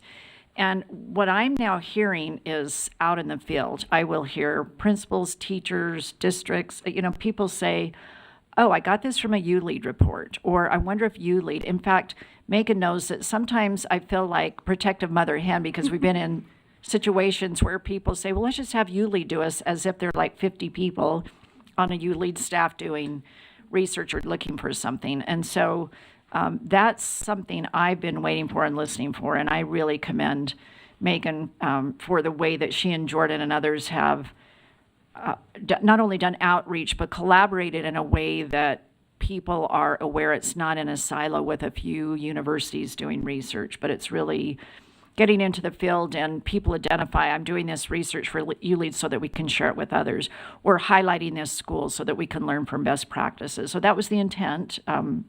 As I understand the intent, and just starting to, it's qualitative data, but I think it's important that when I hear it from teachers and principals and others in the field, that I know it's taking root. So that's kudos to the work that Megan and Jordan and others have done.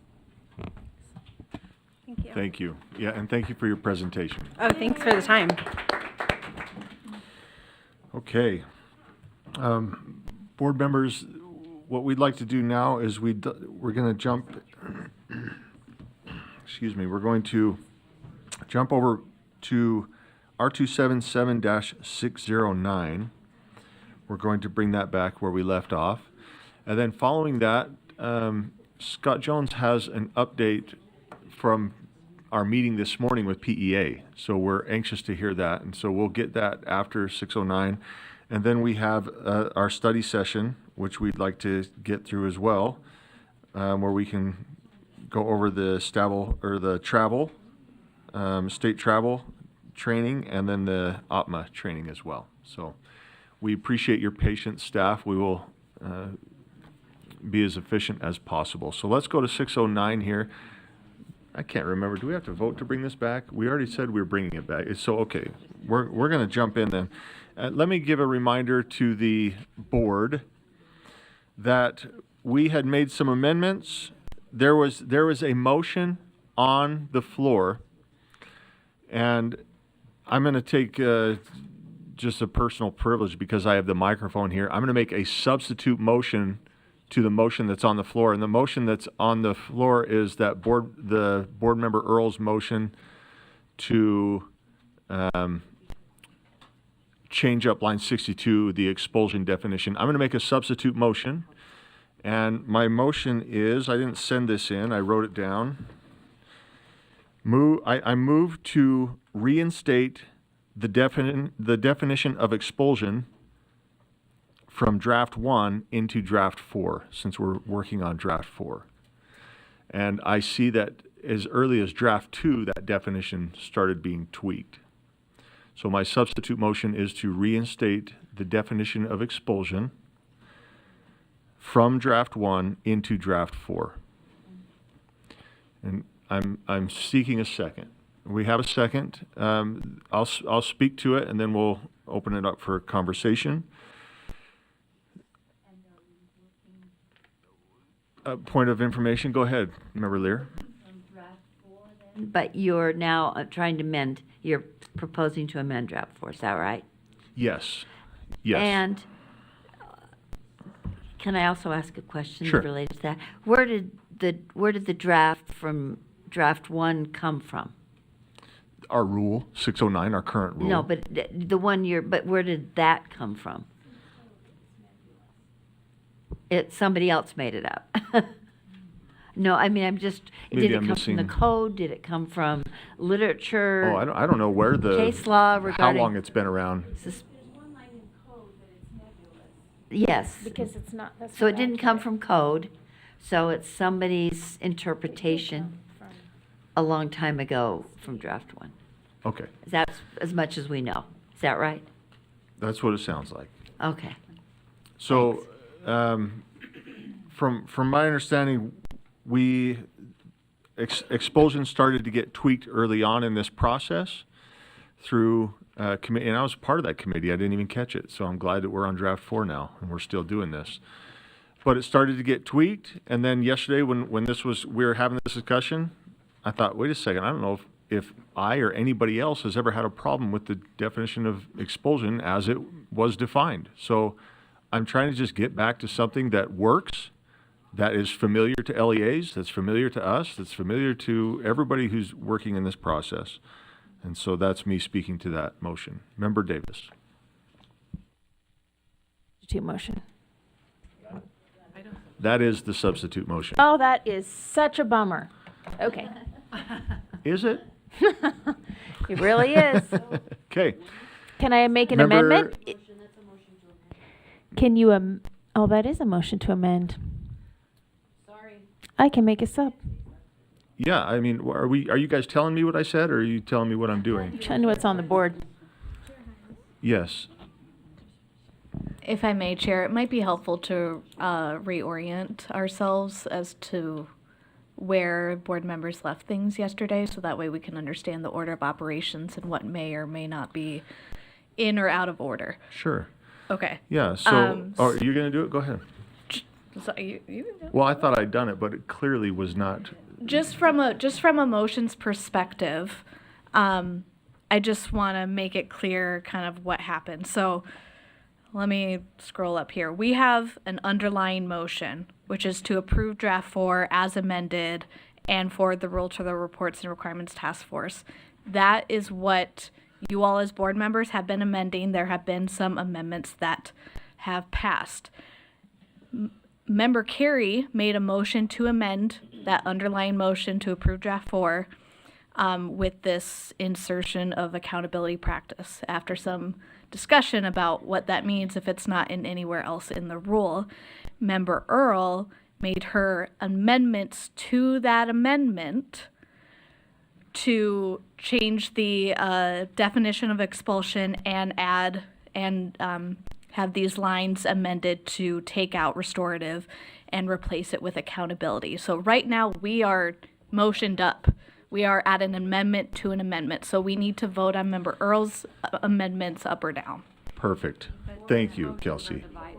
So my motion is irrelevant.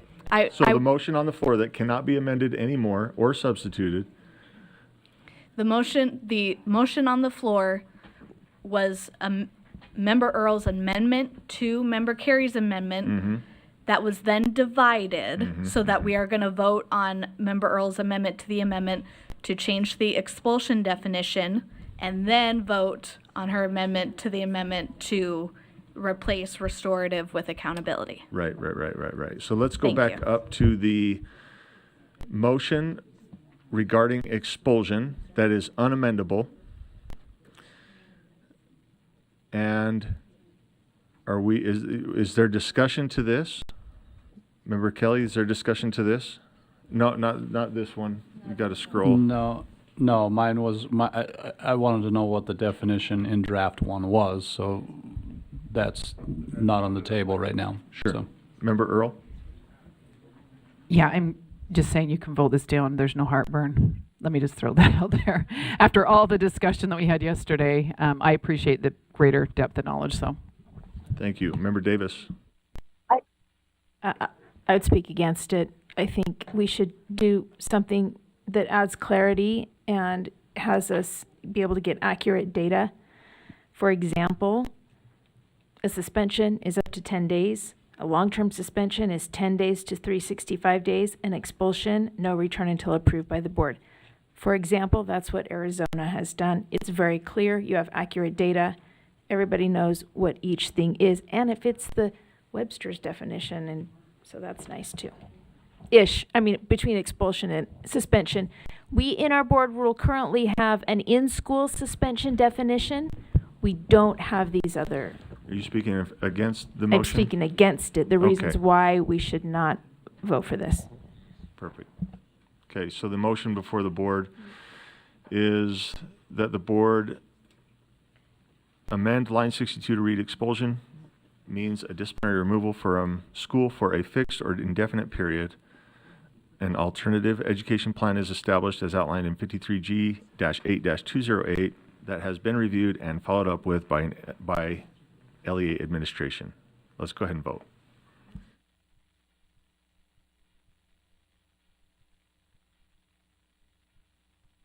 Member Green is a no.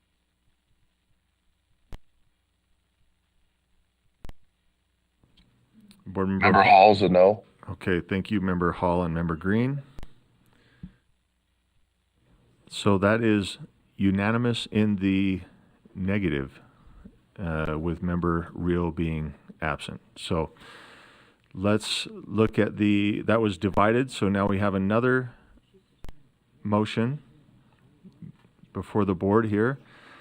And the motion to amend is that the board approve replacing accountability with restorative, replacing restorative with accountability on line 379, 436, and 438. And with that being Member Earl's motion, I'm going to see if she would like to speak to that first, and then we'll go around the table. Yeah, what's the line number? So I can make sure. Okay, I think I'm about there. Just a couple things. One of those, and first of all, this accompanies the definition that Board Member Carey moved, but it's down further in the document at 436. It said, it's this section. It says an LEA responsibility to. I love that you changed it from develop to actually implementing something. Implementing positive behavior interventions, supports, and then this is where the definition would come, accountability practices, which are defined up above. And then the next line, that's the heading, the next line it repeats that same thing. And then, yeah, so that's it. Let's see, there's the third one on there. Let me look and see what it says. Oh, the appropriate use of accountability practices. So that's what I'm moving. I just would be interested. The reason it's just interesting, prior to this, if we don't make a motion, we're actually requiring people to use restorative practices, because that's what it says here. An LEA shall these three things. So we've got to make some kind of adjustments there, and felt accountability practices allowed restorative to be part of the discussion, but not taking up all the space or whatever, and then putting a more articulate definition up above. So. Okay, we've got Member Bollinger. Thank you, Chair. So I may or may not have stayed up all night thinking about this. I really just struggle with adding in new terms and definitions that are not known, understood, or researched by practitioners. And since we can't make amendments to this motion, is that correct? I can't support it in its form. I understand there is a couple of concerns with the current way that this rule is written. And a lot of this, we have to kind of take a step back and say, what's the purpose of the rule? And the purpose of the rule is to give guidance to LEAs to create discipline policies. So that's the frame I'm thinking of. So if I'm an LEA and I'm trying to write policy, I can understand the concern with line 379 where it says the appropriate use of restorative practices. If I had a chance to amend it, I think it could say the appropriate use of restorative practices if used. Because then it's clearly articulating that they're not necessary, which I think is one of the concerns. And then it also ensures that if an LEA is using it, then in their policy, they would have to make sure that it was being used appropriately, because I think there's a lot of confusion between restorative practices and restorative justice, even though we do have a definition of restorative practices in this policy. If we do strike restorative here, then I don't know that it's anywhere else in the rule, which means that then you'd have to strike restorative, any definition in this rule. And then speaking to lines, I'm gonna go put my glass, 436 and 438, if our concern is using restorative practices, I just much rather strike those than create another word or definition. So I'm going to vote no on this, and I would rather, like I said, you add in if used on line 379 and then just strike restorative practices on the other two, just so we can address the two concerns. So I'm going to vote no on this motion. Thank you. Okay. Vice Chair Wood. Well, I think I align with Member Bollinger. I really, really struggle with coming up with a definition that our LEAs are not going to, those out in the field are not going to have ever heard of. Yes, they can go to the definition, but how often do we carry the rule around with us so that we make sure that this unknown definition applies to the definition that we specifically laid out in the rule? Sometimes our rules and practice don't always go hand in hand. And so I struggle with, I think about as someone who says, oh, I really love this definition, I want to learn more about it. And so they try to go to a special education seminar and they look up, okay, where's my class on accountability practices? It's not there because it's not something that exists beyond this room at this point. And so I will be voting no because I want us to use terms that are those out in the field are going to understand and use and be able to, and be helpful to them. Thank you. I think we're ready to vote. Let me just restate the motion. Okay, Member Bogus. So respectfully, I disagree. I think this is language I hear all the time. It's maybe not in a defined term, but when teachers are talking about frustration, they don't say, hey, we need more no consequence buildings, they do use language like, we need more practices that support accountability. They may not say accountability practices as a defined term, but they absolutely do discuss accountability practices when they're speaking about students returning from the principal's office with candy instead of consequence.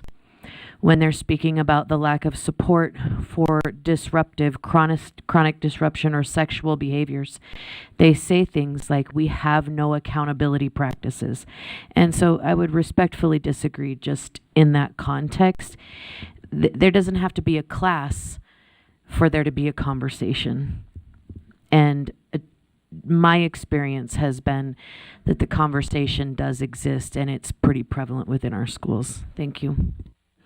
Thank you. Member Brenton. Thank you, Chair. Yeah, I just have heard from quite a few teachers this last year and principals saying they want teeth. They want to be able to hold students accountable and have consequences, and even some feeling like they have safety concerns in their school. One in particular with a student that was verified by by the police that this could really be a threat, and he feels like he can't expel the student. And so how can we make this clear and concise, but give teachers and administrators teeth again to hold children accountable and have, is personal accountability, like, is that a better word? I don't know. We have Member Davis and then Member Bollinger. I know, I'm that guy. It is Friday. It is 3:04 p.m. We have a lot to cover. I don't know if we're trying to convince, I mean, we all want to be heard here, but we're starting to repeat, right? And we've got the same, I don't want to go in circles. So Member Davis and then Member Bollinger. Without objection, might we be able to vote on what the definition for our purposes would be of accountability practices first and then vote on this part? I know it's atypical, but it's really hard to vote on that when we haven't nailed down what the definition would be first. We kind of started this yesterday. I'm thinking processes. I really don't care, to be honest with you. Can we ask if anyone objects? Well, the reason that we went away from it yesterday was there was nothing in the rule that would hold a definition. Now, we could have still done it, to your point. We could have still done it and put it in the rule, so we could have done it first. Why have it if there's not going to be in there? So if you can say, yeah, we'll beat the tar out of the definition, but we're still going to put this in. But if we spend 2 hours or an hour going over this definition and then we don't vote for this anyway, then what's the point? We're kind of at this weird chasing our tail thing. So whatever the board would like to do, I'm happy to do it. What? I think we have to decide if it's even going to be in there. Well, nobody's going to vote for it the way it is now, because the way it's written now isn't. Well, we can put it to a vote, and that might solve the. Then you'll be back to the definition. Okay. Let's. We'll go to Member Bollinger here. We got.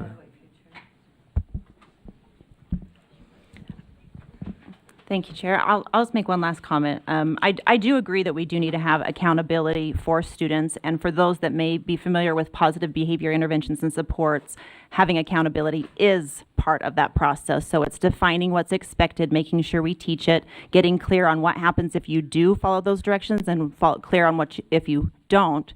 So to address that issue of accountability, there is a place online 446 where we could add in the word accountability and correcting student behavior to make that more clear. So I just think there's a better way to address it than creating a new definition.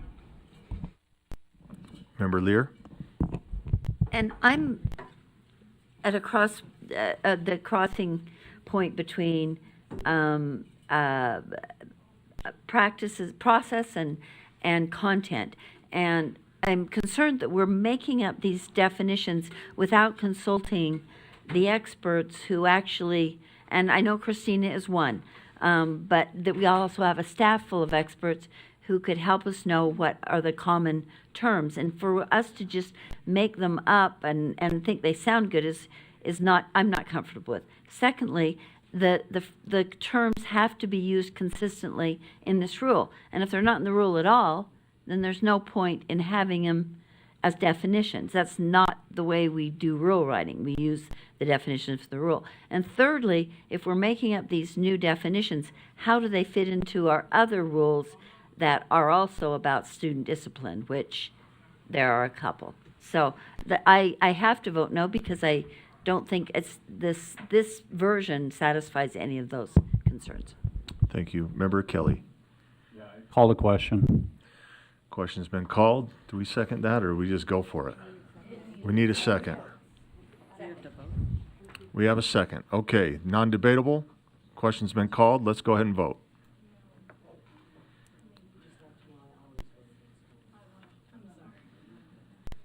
Member Green and Member Hall, the vote is to call the question. Yes.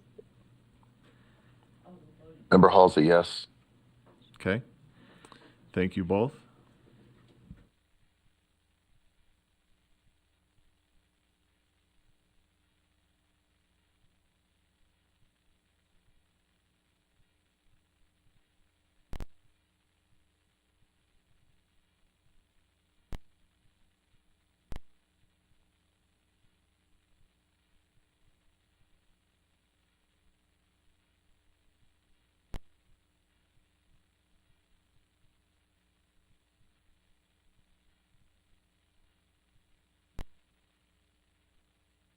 Okay, that passes 11-3.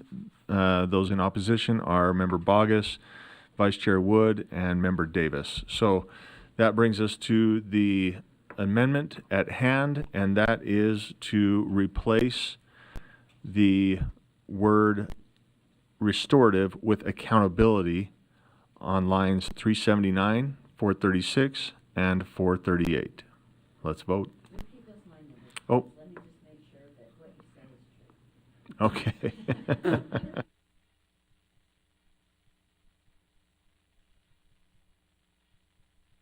Lines Member Green is a yes. Thank you. Lines 379, 436, and 438. Member Halsey, yes.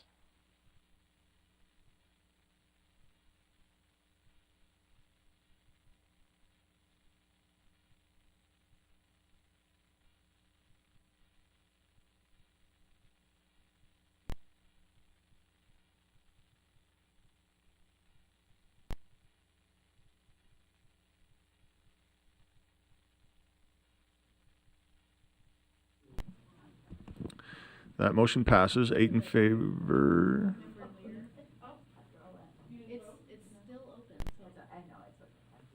Oh, Member Real is back. We do have 15. Okay, that motion passes 9-6.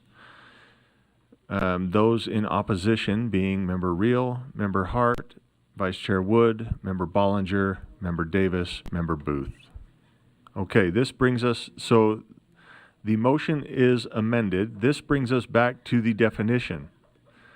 So just for clarity, if the definition doesn't pass, none of this passes.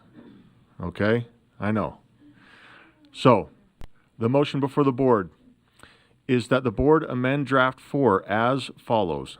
Beginning on line 33 of draft 4, insert the following.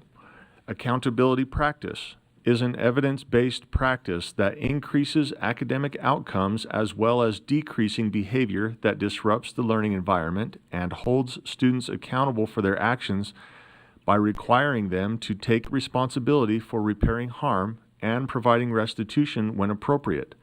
Some practices, including adapting instruction to increase engagement, working with the parent to establish feedback and ratings, and restorative practices. Is that accurate? And restorative practices. And strike restorative and replace with accountability on lines.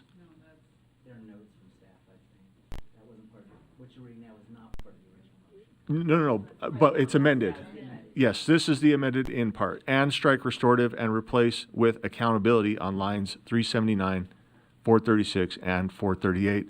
That is the motion before the board member. Actually, again, because we're jumping back in this, I'm going to turn to Member Carey for the original motion to speak to, and then we'll go over to Member Davis and Member Earl, if you choose. One is just a question about procedure at this point. Now that Member Earl's motion has been resolved, is there bandwidth for a motion to amend this? Okay, then with that, I would like to make an amendment.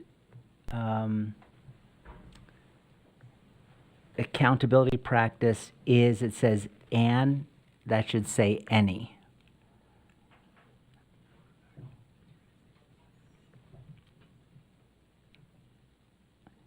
And then I'd like to speak to the motion.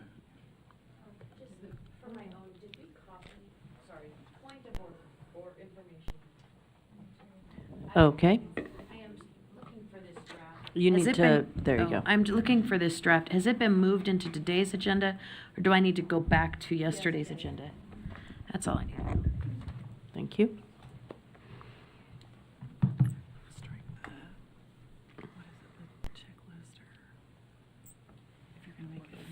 Establish feedback and ratings. Is there any objection to that change? The change that was just, to change "and" Engagement. to "any." So after engagement, say behavior Yeah. plans. Because then it's clearer. Okay. Okay, there's an objection, that's okay. So the,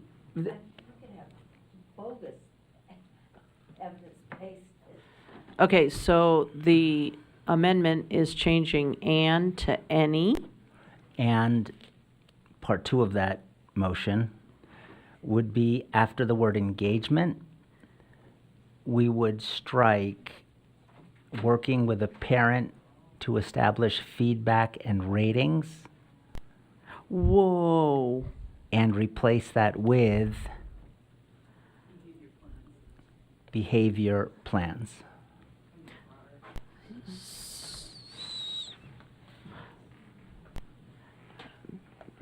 Okay. And that would conclude my, So, do we have a second? That motion's been made and seconded. The second was Member Davis, right? Okay. To change, "n" to "any," and then to strike "working with a parent to establish feedback and ratings," and substitute for that "behavior plans." So now it reads, "Some practices include adapting instruction to increase engagement, behavior plans, and restorative practices." that's That correct. motion's been made and seconded. Would you like to speak to it? If I could, thank you. Sure. Yeah, and the purpose of this is actually to provide more clarity and more guidance to our practitioners in the field. It's clear to me when I meet with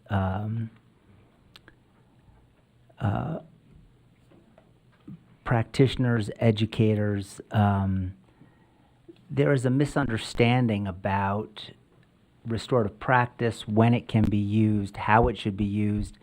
Overwhelmingly, there's this misunderstanding that this is the preferred or the singular way to go about Rule 609.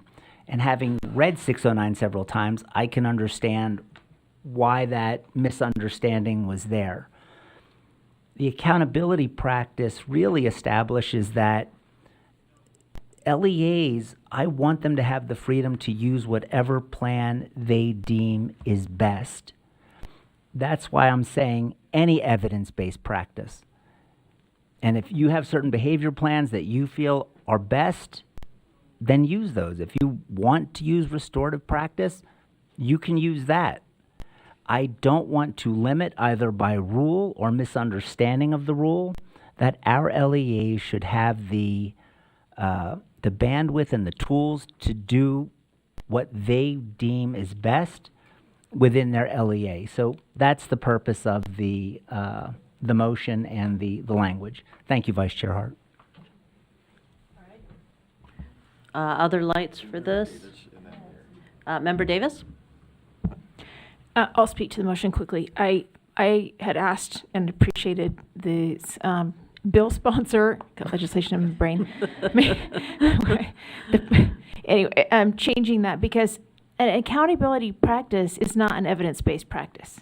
So when you add the Y, it says, you know, for our purposes, basically, accountability practice is any evidence-based practice that does this, including, you know, these things. And the second part was I looked at where they had gotten the word rating, and it seemed to be describing behavior plans in general, which we use often in schools. And so I just asked for some clarity there. I think those amendments make this much better. I will just quickly say, and Chair's going to get mad, but I won't have to speak again. I probably won't vote for the whole rule, and I'll be the only one, and I know, but it's because, and the bill sponsor on the Hill is a lovely man, but I sat out in the lobby with the parents of the kids with special needs who are crying out in the lobby because of the language in a lot of this, and I just can't sit out there with them and then turn around and vote here, but I know it's going to pass, and I do think these amendments make it better. Thanks. Thank you. Member Lear? The restorative practices that's in there now, on the next to last line, is changed now to accountability, something or other. Is that right? No. We still got restorative practices in there. Right. Blended with accounting. Restorative practices is now an element of. Okay. And I'm still questioning, and maybe I just haven't been in this middle of this for too long, for a while. Ratings. I've never heard this ratings thing before, and I heard your comment. Is ratings based, our staff, is ratings something that is used in the field that teachers would understand? Carol, they took that out. Ratings came out. They changed it to behavior plans. Okay, well, how did ratings working? Where did ratings get? It's in this amendment here, they're striking it and replacing right here. Okay. Okay. Working with to establish feedback. Thank you. I kept seeing it, and then it got crossed out. All right. Thank you. Okay, those were my concerns. Thank you. Yeah. Okay. I would like to just speak to this for a minute. Restorative practices is a term that's been overwrought, overused, misidentified, and ended up with a target on its back. And so at some point we have to break into the cycle of using it. Like, it's got to be defined, it's got to be, it's a problematic term, we know that. So where do you break into the cycle and stop using it and use a more sophisticated term based on what we now know, and because we're constantly improving our practices, right? I'm good with all that, except that I still maintain what I said yesterday, and a definition is the first part, but staying tight to not overbloating the parts of a rule. I just would not, I don't like some practices, including adopting. That belongs somewhere else in the rule.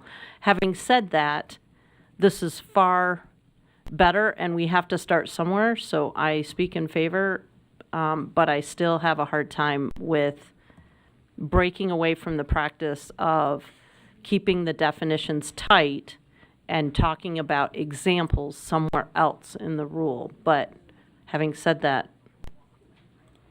I support it anyway. So anyway, just wanted to say that. All right. We are ready to vote, or is there? Yeah. Okay. Let's vote.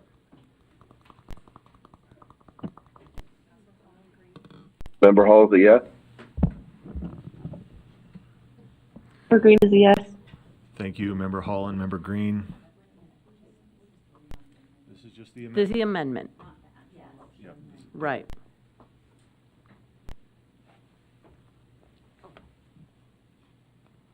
All right, with a vote of 14 to 1, the no vote being Member Reel, that passes.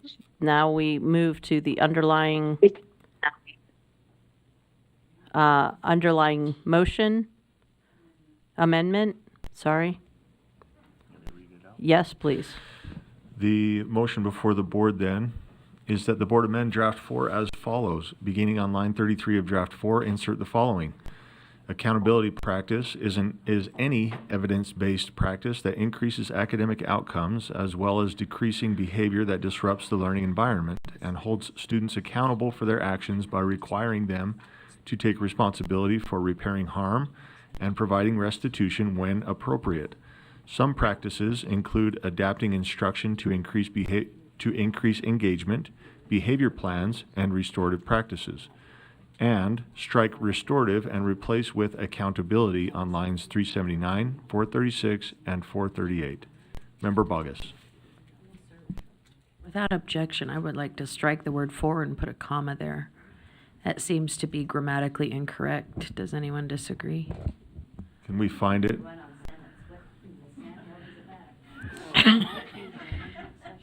it Admittedly, says it is tough to read. them to take responsibility for repairing harm. It seems to me that one should strike the word for and take responsibility, repairing harm, and providing restitution. It seems to me that should be a comma. Well, that means you're separating it, because when you take responsibility for something and the comma says take responsibility, comma, repair harm and provide restitute, right? That's how I would read that. But I'm a math teacher, so I don't know.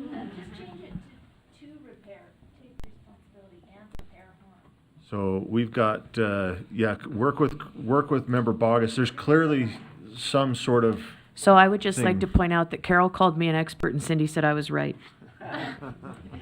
I'm just pointing it out. They're not taking responsibility for repairing harm. No, they're not. They are taking responsibility to repair harm. I don't care if it's a preposition. I just care that it's correct. Say to repair harm and providing restitution, because right now it's wrong. So perhaps we could just change the preposition to without objection.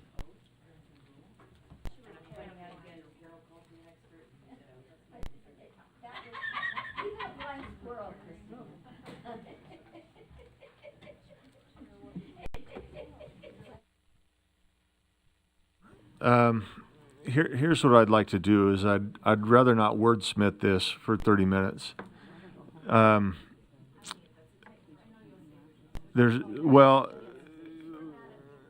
just saying once you replace a for with a comma, that changes the meaning.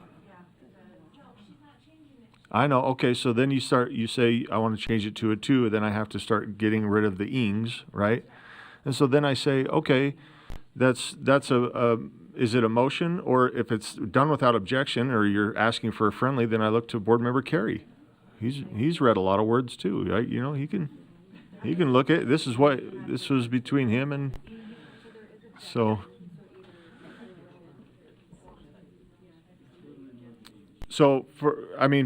Me personally, if somebody says, well, Chair, what do you want to do? I'd like to vote on this, so then staff, we need to work with maybe the maker of the motion and say, okay, does this capture your intent? We've heard his intent. I think we either agree or don't agree with his intent. I would hope that he would be self-disciplined enough to say, I'm not going to pull a fast one on everybody, right? And then we'd have to bring it back and change it anyway. But that's what I would do. I say, okay, we need to wordsmith a little bit, then let Member Carey work with staff and get it right. He's fine with that. Is there objection to that? I know words matter. Okay. This is where we are then. Remember, Deputy Superintendent Newey. Not to add complexity. Elise Newey, Deputy Superintendent of Policy. We are going to have to change just a little bit of this to make it align with OAR rules anyway. We're going to have to change the is to a means, and then we're going to have to make this an A and a B. Just letting you know that so you are fully aware. I appreciate that, and that's what I'm saying. There's process to this, right? So,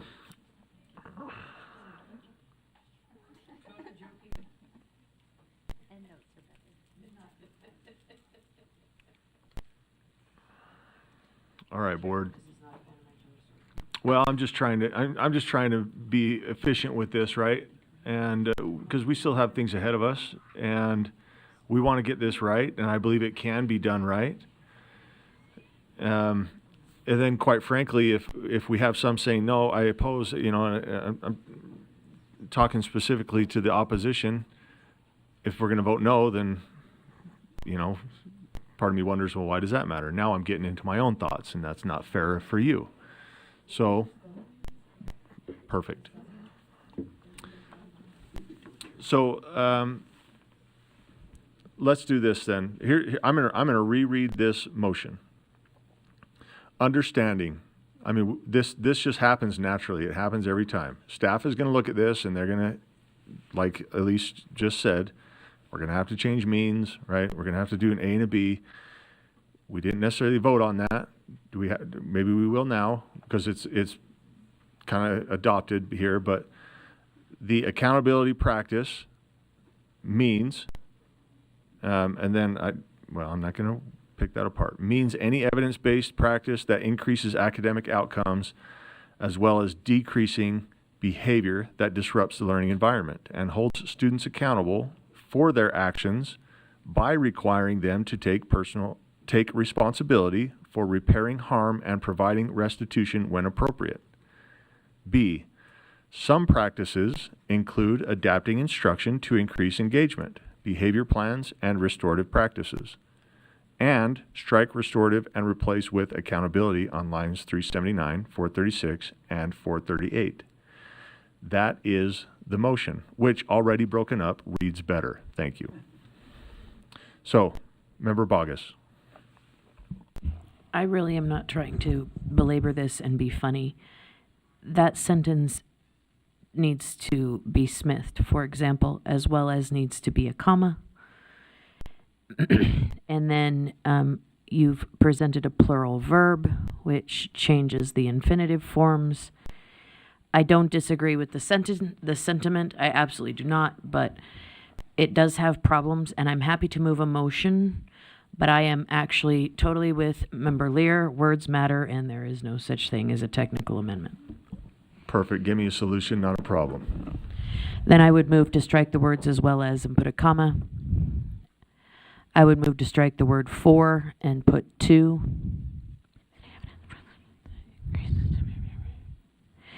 I would move to change decreasing to decreases.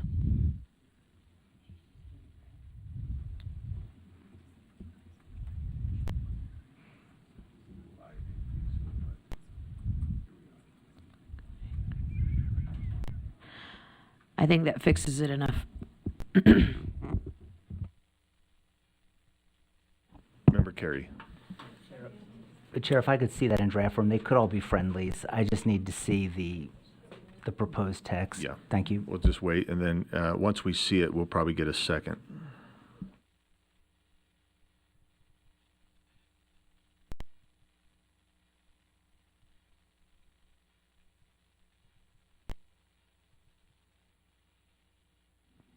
My motion would be to strike the words as well as and put a comma. Change the word decreasing to decreases.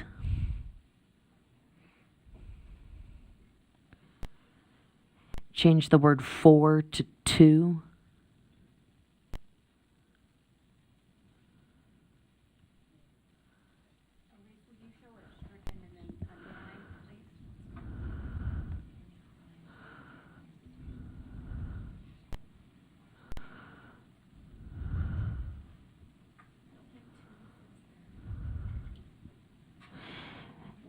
Change the word repairing to repair.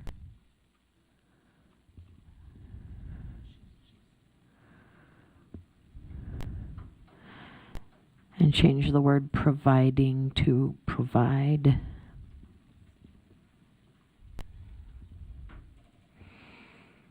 And then all my other homies who have grammatical backgrounds can verify that I am correct in all those changes.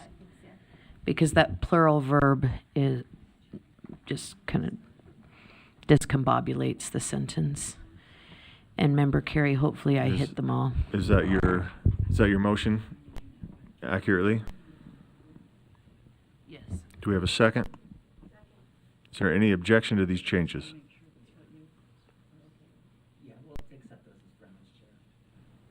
No objection, that's in. That passes.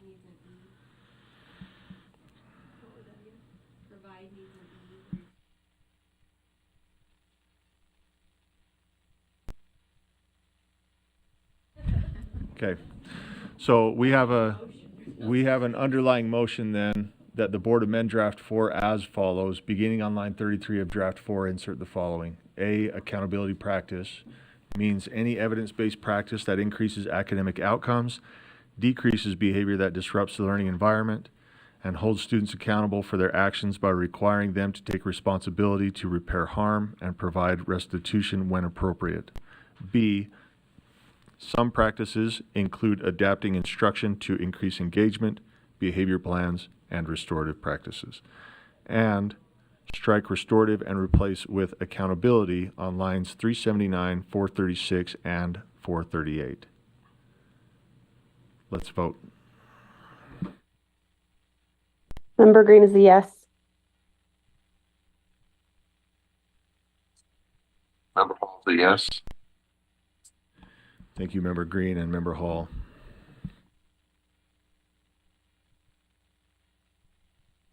That passes 10 in favor, 5 opposed. Those in opposition being Member Booth, Member Wood, Member Reel, Member Lear, Member Bollinger. Thank you. So we have, I'm going to, back to the main motion, I'm going to move to amend as I attempted to falsely last time, but I do want to move to reinstate the definition of expulsion from draft 1 into draft 4. Is there a second? Second.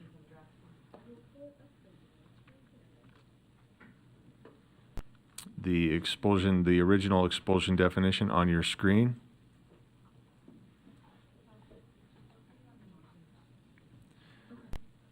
And speaking to that, Member Davis. The rules up, I don't know. I have a substitute motion. Go ahead.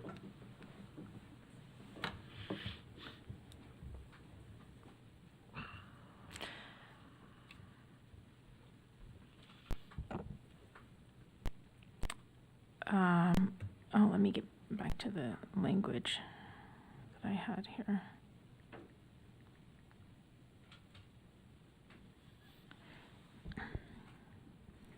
I move that in this rule, we define suspension as up to 10 days, long-term suspension, 10 days to 365 days, and expulsion, no return until approved by the board. If also changed in code.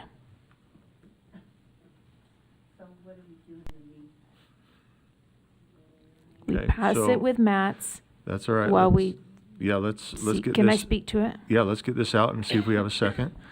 The motion, proposed motion is that the board in this rule, we define suspension as up to 10 days, long-term suspension as 11 to 180 days? No, 365 days. 365 days. Well, yeah, it would be 11 to 365 days. And expulsion. But those are calendar days. And that's important Mhm. to put in there. Mm-hmm. And expulsion as No return until approved by the board. no return until approved by the board. Member Davis, will you keep an eye on the screen and just make sure that you're motion is captured. By the board. Should it say the local board?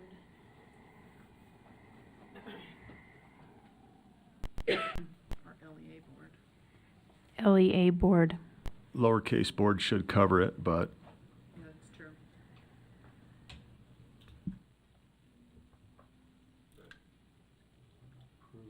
Approved by the board.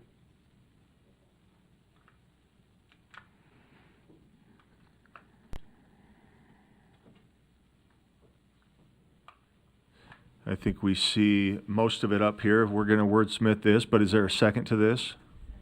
We have a second. Go ahead, Member Davis, and speak to this. Before Christina says this, there needs to be a hyphen in long term.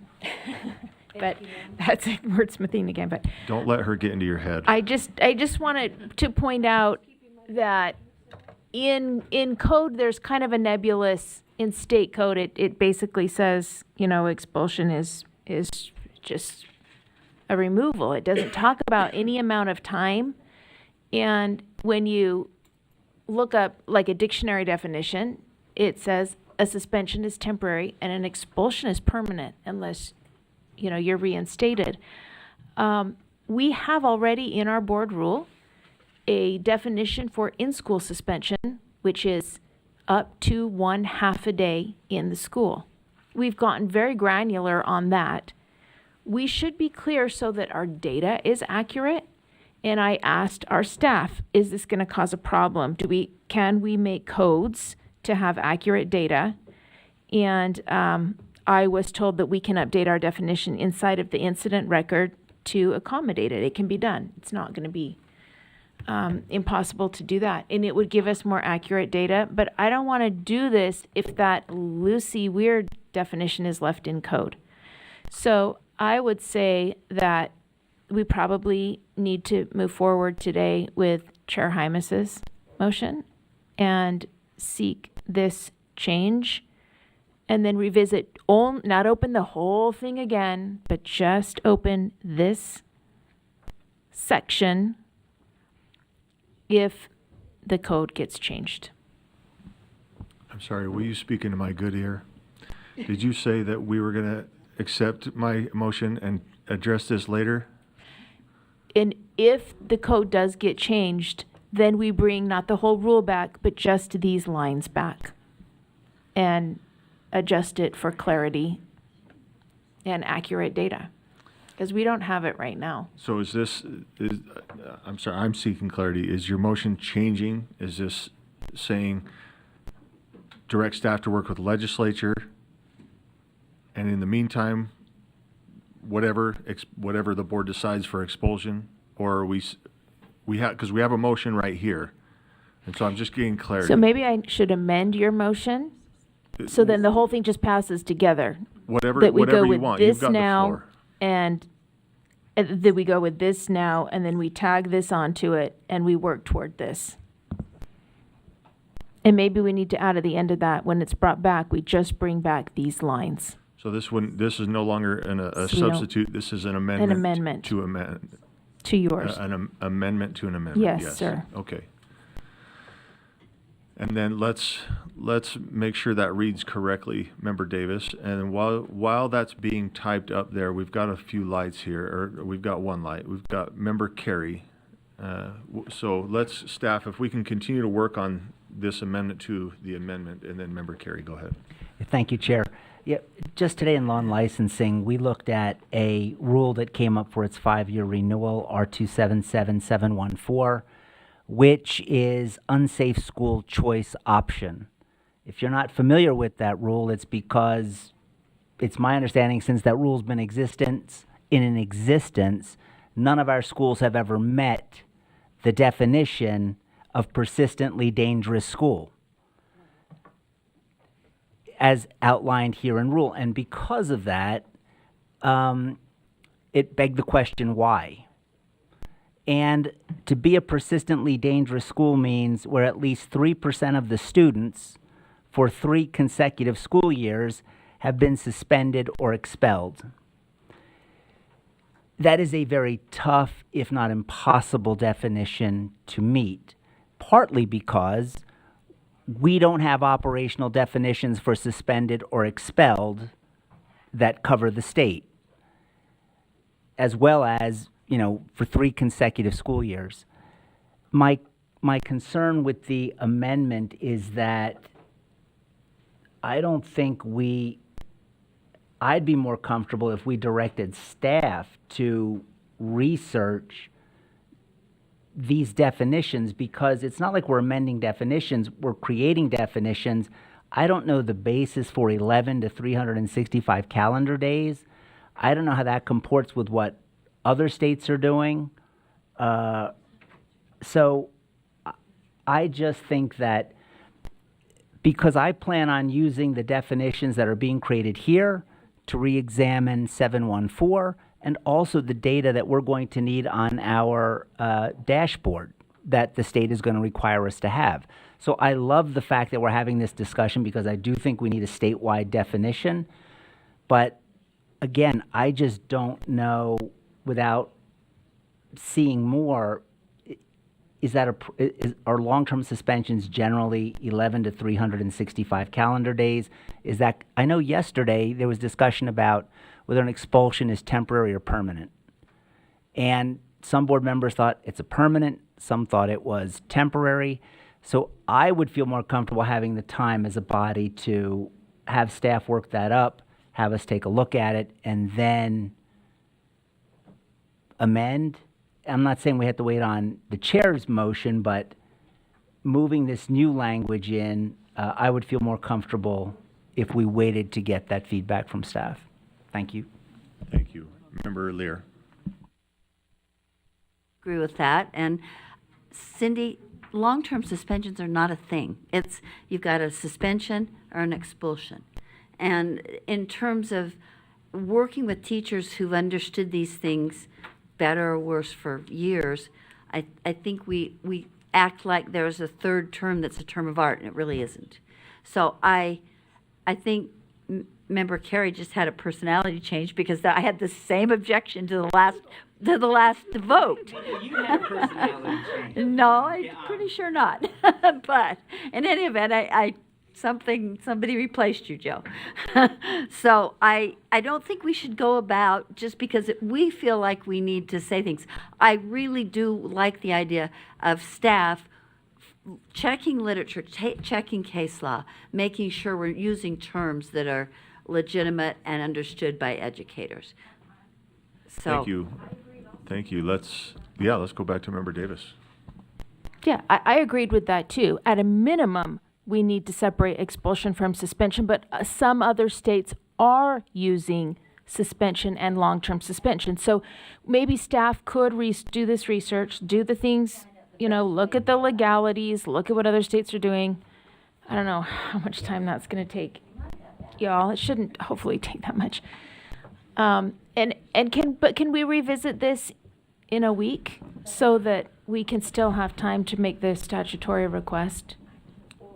Member Lear, I have a little bit more to say, and that was, I don't want to put too much burden on staff. If they can do that, great. But I think at minimum, Chair Hymas's definition of expulsion is, and I can't even remember now if it was expulsion and suspension or just expulsion, was greatly improved. And that would stand in place while we did whatever else needed to do. And it would be understandable to other teachers and not provide a bunch more new terms that teachers have never heard. So I guess I could just say I'm opposing this amendment, but do support the part of it that was Chair Hymas's original. I thought, oh my gosh, that is brief, it's accurate, and it's a good placeholder if we want to explain further eventually. Thank you. I copied that well. Thank you. Please go ahead. Well, I think if we just say at the top that we direct staff to bring back information about these terms, their legality and use, and then we consider 1 week from today if we want and how we want to implement something like this. It's really wordy, sorry guys. You get the idea. And I don't know if I don't know how concerned about this we are. This will change. Changing the definition of expulsion will change every LEA's policy. Just keep that in mind. It will. It will. Elise, you want to speak to that? I just had a couple of things. The first one is that I believe the original underlying motion to this was to bring this rule to the Reports and Requirements Task Force to look at the reporting and how this all fits together in kind of the big picture. This may be something that could be added onto that if we wanted to have more long-term look at it. And then secondly, the 10-day definition that we initially had, we had some LEAs that directly conflicts with their policy. So if we're doing kind of a stopgap definition, it may be better to go back to not having a definition at all if we're planning on coming back. Just one idea. Just throwing that out there to complicate things. Thank you. Thank you. Member Davis. To the task force and do this over for next year, or if we want to move forward for this year. So we have quite the motion. We are killing our staff here. Well, it's the same thing. It'll just bring back information in 1 week, and then we can make a decision of how we want to proceed forward. No, I just want to direct staff to bring back information about this as it's used in other states and as it's legally defined, these terms.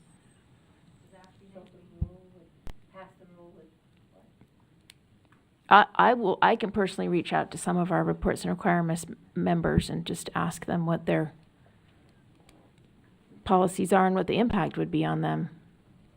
And I can add that to this other information that staff brings back. Member Bollinger.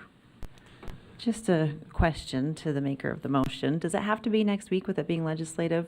Or I just hate for this to take up a ton of our time if we're trying to focus on so I'm just curious about the timeline. Member Davis. Code change has to be sooner than later, but maybe we'll get there next week and say, we're not ready to do this. We're going to wait till next year or something. Never. I don't know.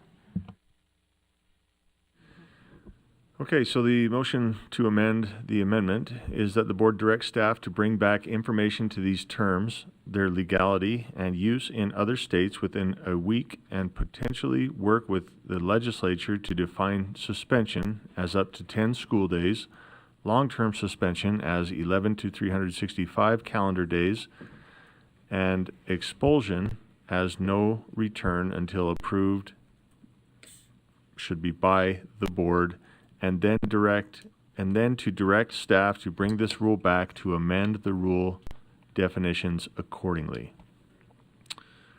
Let's vote.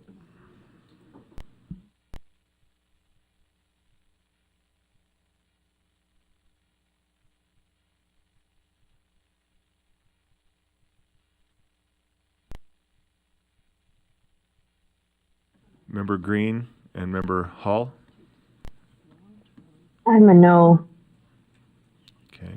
Member Green is a no. I'm sorry, I was muted on that. Member Hall's a no. And so I've got Member Green is no, Member Hall is no, and Member Bogus, are you with us? Yes, sir, I am a no as well. And no from Member Bogus.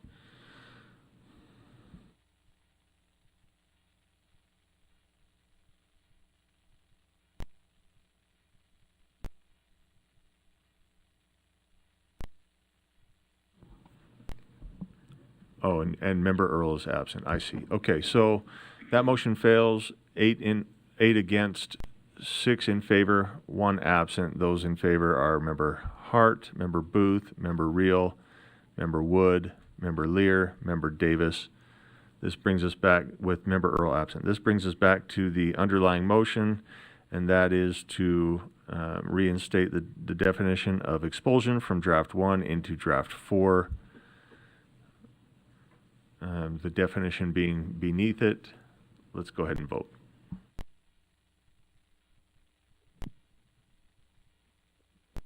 Member Green is a yes.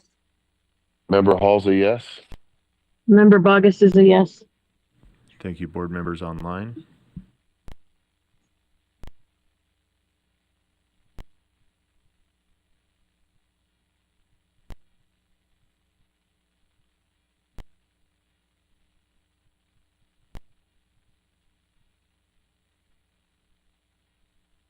Okay, that passes 14 in favor, 1 in opposition, that being Member Davis.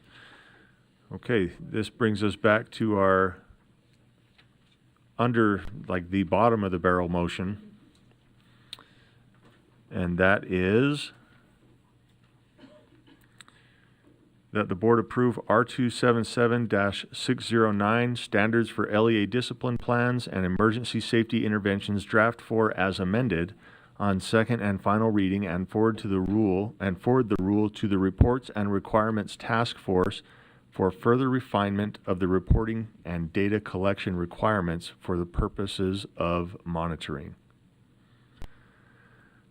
Let's vote. Member Halsey, yes. Member Green's a yes.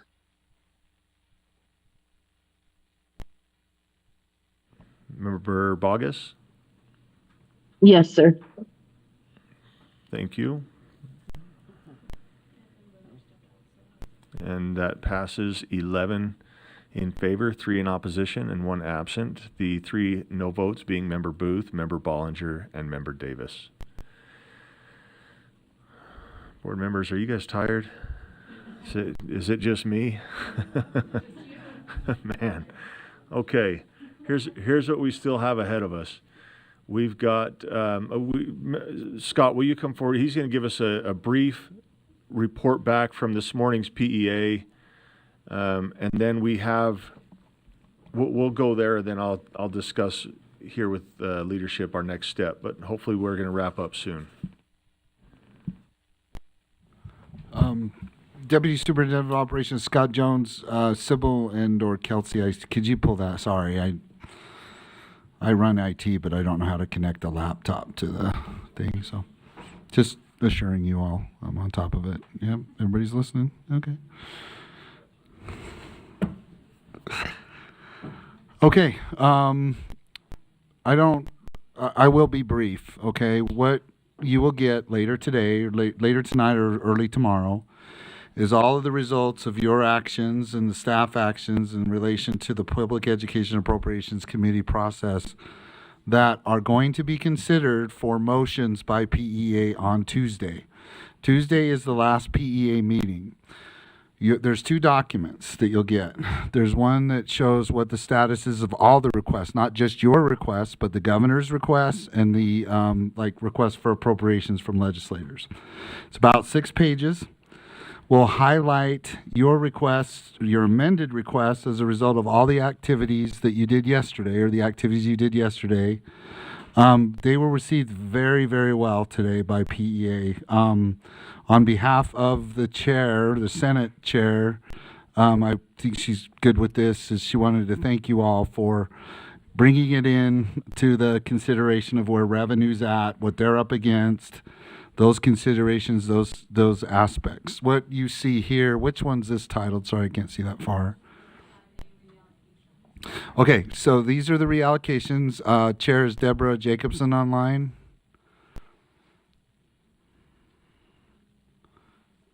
Oh, there she is. Okay, great. Okay. I am. So she just, I'm not going to ask her to go line by line here, but what you're looking at here is you're looking at did the board's request for reallocations, for example, for Utah Schools for the Deaf and the Blind, to help them repay the Medicaid amount of $700,000, to get the 300 it's roughly 293, so that's the total of 993 that you see in kind of the bottom segment.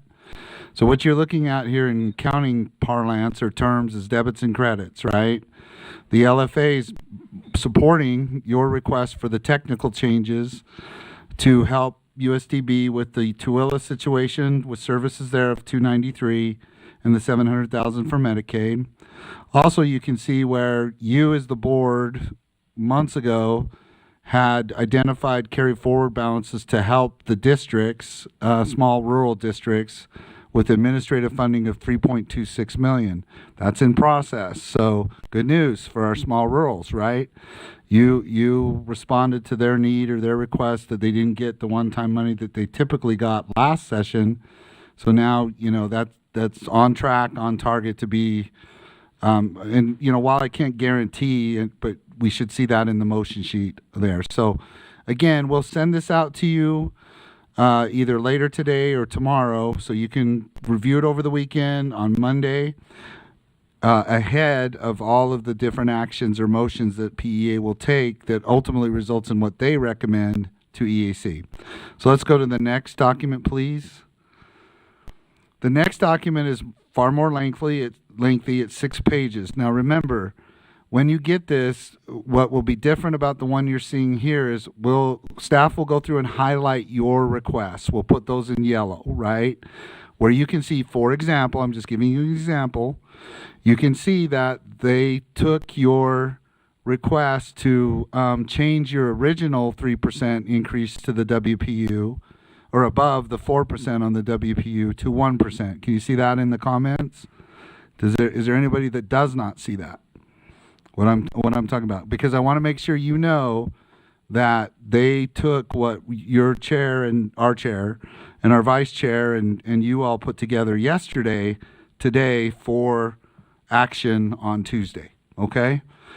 But what is also in here, though, is all of the different requests by the governor, and if you scroll down, you can start to see the requests for appropriations of legislators as well, so it's mixed. So what we're going to do is take this draft and highlight your specific requests so that you can carve those out or separate those from the RFAs of the legislators and those types of activities too. Also, on this page or in this document, if you scroll down and try to find it, you got to scroll down. There are the repurposes, right? The repurposing of the funds where, for example, Vice Chair Wood sat in front of them and said, okay, the CTE items, right? You'll see notes in there where the LFA did a great job of capturing what she had presented this morning, on, what the board's recommendations are, keep that ongoing funding going, whatever. You see those types of things in the notes too. So we're just visually showing you this now. There will be a revision where we highlight all of the USBE centric actions, but I just want to make sure it's 6 pages long, and mixed in there are the other requests too, because it ultimately results in what the process is on Tuesday with PEA, and that's their motions of what they recommend get funded or repurposed or a thing all on Tuesday at the Tuesday meeting. Chair, that concludes just the update. I know that was quick. I know it's a lot of information, but hopefully we'll give you time over the weekend and on Monday where the full board can review it and then ask us any questions or ask us to address anything with PEA ahead of that last meeting where all the motions take place for what they recommend EAC fund. So hopefully that helps. So Thank you, Scott. Any questions for Scott? I just want to say, truly appreciated how you've been able to help us out there. Actually, thanks to the PEA. I mean, the fact that this looks pretty good. Yeah, it's not our full wish list, but I'm just happy that they have been collaborating with us, working with us, and hearing us to some degree. So yeah, Chair, I do have an alibi. So while over the weekend, while you're looking at this, keep in mind the House of Representatives, the Senate will be caucusing, right? They'll be looking at this same list and they'll be doing it. So if you feel like you should talk to your colleagues or your peers up there about what they're looking at and the decisions that they're going to be making that ultimately results in them, please do so.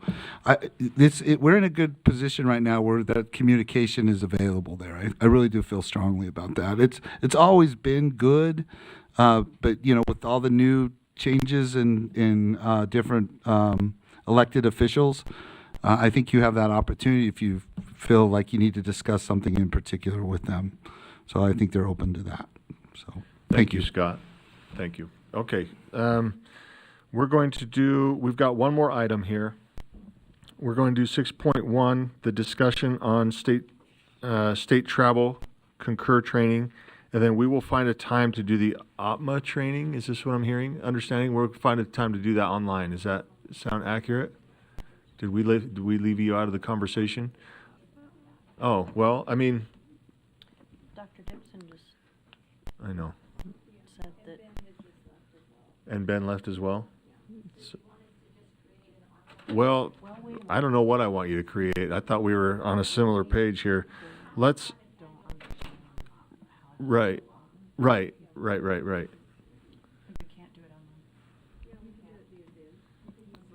Let's, that's what I meant. Sorry, I don't mean for you to create an online program. Sorry, I said online and it was misunderstood as, okay. That's my own fault. Sorry. Let's get, do we have Melissa Harrington here with us? She's online. So we'll turn time over to her. Here. Okay. All right, give me 1 second. I'm trying to share my screen. Sybil, I lost the button. If you can send it again.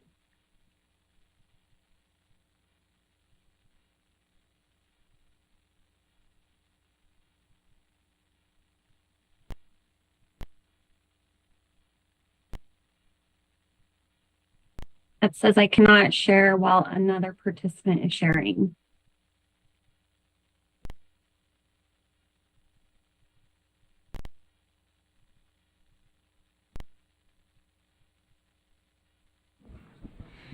We're fixing the button for you, Melissa. Thanks.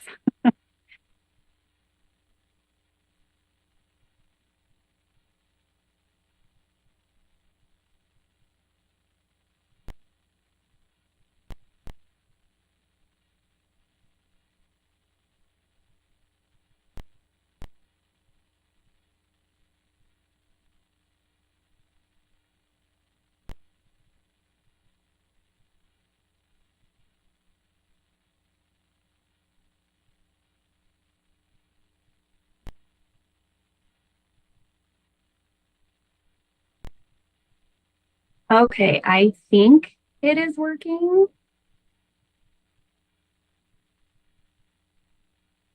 Now, I think it's working. Okay. All right, my name is Melissa Harrington. So I work under financial operations. I'm doing travel for about half of the building, and there's another gal that helps me with the other half. This is going to be a really quick, I know you guys are busy, so this will be really quick and just barely go over the top of travel. So I do suggest if you have an out-of-state travel that you're planning on going on, just reach out to me and we can one-on-one go through the process from start to finish. So our whole travel team consists of 4 people. Diane Sutton is a financial manager, and she is also over travel, and she approves travel. So her and Shauna Ford are the first approvers in the workflow. And then Shauna also books all flights for USBE travel. Me, Melissa, so I enter all of the requests into our travel system Concur and all of the expense reports. This includes like mileage reimbursements and things like that as well. And then there's Dana Oxley, who also, she does the same thing I do, just for different people. So I will primarily be helping you guys with all of your travel needs. All right, so the first steps, when you have out-of-state travel, this doesn't need to be done for in-state, but it has to be approved by board leadership first. So you would just send an email to your board leadership and then CC Sybil to get that first approval out of the way. And then she'll just kind of keep me in the loop and make sure next steps for memos to get it on our conference spreadsheet and things like that are approved. And then all overnight travel, so this is in-state and out-of-state, need to be entered on our overnight travel request intake form. So this just notifies me that you are planning on traveling, and I'll show you what that looks like in a little bit. For in-state, generally it needs to be approved 24 hours before you travel. But we have a new memo that came out just for the board members that we are no longer entering the actual travel requests in Concur. So this is mainly just to let me know about the travel, and I can help with hotel rooms or anything like that. So I'll show you that in just a second. For out of state, though, there is policy that has to be fully approved in Concur 45 days in advance. So if you know of some conferences and things that you're going to want to go to, just letting Sybil and I know sooner the better and get the intake form filled out. So once we receive these intake forms, I get an email, and then I will start working in the background. If you don't hear from me, that's good. I'm just getting it put together. If there's some information I need, I'll reach out to you. And then once it's all entered in Concur by me, you'll receive an email that says it's ready to submit, and I'll show you how to do that in a little bit. And then after the trip is approved, you'll receive another email. Concur likes to send a lot of emails. I'll show you which ones to not ignore though. So once it's fully approved, then we will get the flights booked for you, and registration can be paid. And that is something that Sybil can help you with on the registration portion. So while you're on your trip, you just want to make sure you're saving all your itemized receipts except for meals. That's paid out on a per diem. And then when you return, you'll fill out an expense reimbursement form that I'll show you in a little bit, and you'll attach all your receipts to it. And that just kind of notifies me that you're back and you're ready to be reimbursed. Yep, basically what I just said. All right, so policy is much, much larger than this, but this is just a handful of things that I think would be really helpful for you guys to know. We want to make sure when you go somewhere that we are able to reimburse you. And these are just a lot of new policy on here. So the state of Utah now follows GSA rates. That is decided by the city and the state that we are in, and Concur figures that out for us. It's pretty awesome. On travel days, so that's your first day of travel when you leave and the last day of travel when you come back, you only receive 75% of that per diem. It doesn't matter what time you leave or what time you come back, it's always just 75% of the per diem. And then the in-between days, you'll receive 100% per diem, unless a meal is provided, and then that would be taken off. So travelers are now eligible for lodging when their destination is 75 miles away from the primary residence. It used to be 50. If you're here for a board meeting or you go to a meeting somewhere and, you know, it is kind of further. I know some of you do live a little bit further just to come to board meetings. And you know, weather's going to be bad or you're going to be there late, we can still get you a room. We just need to have a little bit of notice in advance so that we can get the proper memos and stuff to approve that we will be able to reimburse it after. So just let us know in advance when possible. Car rentals are only eligible for in-state travel. So if you were to go to New York or something, I don't think you'd want a car there, but let's say you're traveling there, you would have to get approval in advance to rent a car. We just don't want you to go out of state, rent a car, and then not be able to be reimbursed. It has to be approved in advance. So, but in state, you're good. It just needs to be booked through state travel. Again, all flights are booked by the USBE travel team. We just don't want you to jump on Expedia or something and book a flight because it won't be able to be reimbursed. The only time that the USBE travel team doesn't book a flight is, say, you're going to a conference that's paid for by a third party and the third party is booking and paying for the flight, then you could work with them to get your flight booked, but you just don't want to go out and book your own flight and be reimbursed for it because it wouldn't be reimbursable.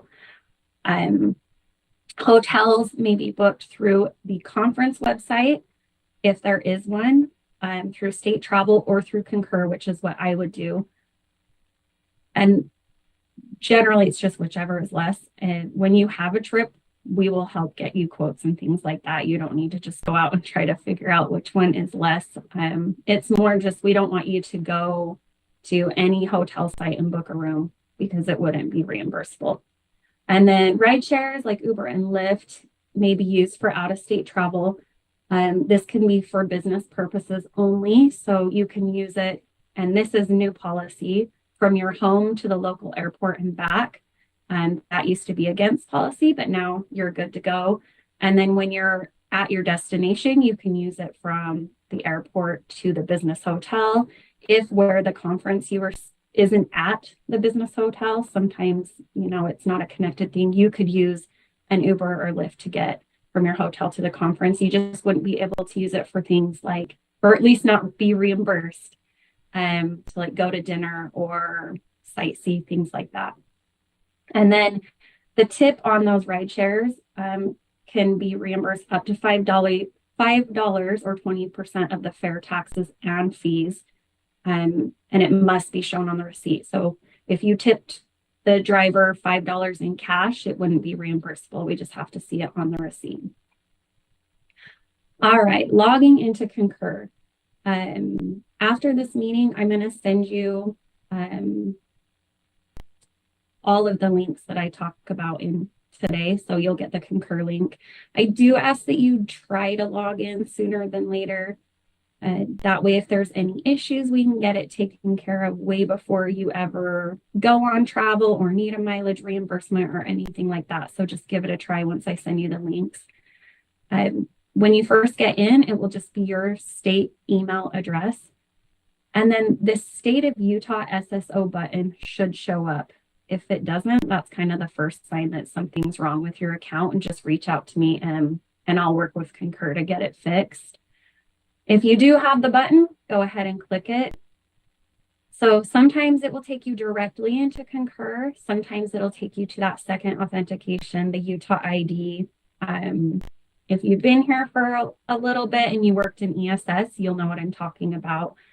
I'm pretty sure it's something that is set up during the onboarding process. So if it sends you to that Utah ID, you would just do your username and password for Utah ID. And again, if you have issues logging in, just let me know.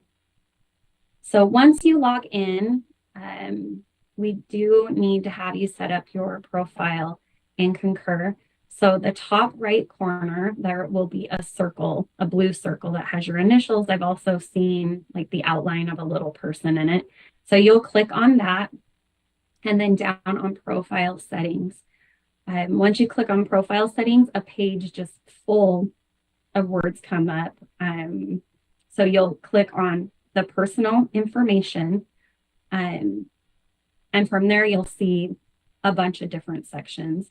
So this is all of your profile information, and this replaces the Christofferson travel profile. So when flights and things are booked, this is where the information is pulling from, and same with hotels and things. You might see a lot of it's already filled out. They tried to pull over as much information as they could from the Christofferson travel profile, but there might be some things that you need to add into it. So we do want you to look at your name, make sure it matches what's on your driver's license, because this is where they're pulling flight information. Confirm that your address is correct, and if you move, just try to remember to come in and update it. So when I pay out mileage and things like that, like to and from the airport, or if you're just sending a mileage reimbursement driving around, this is where I'm going to pull that information from.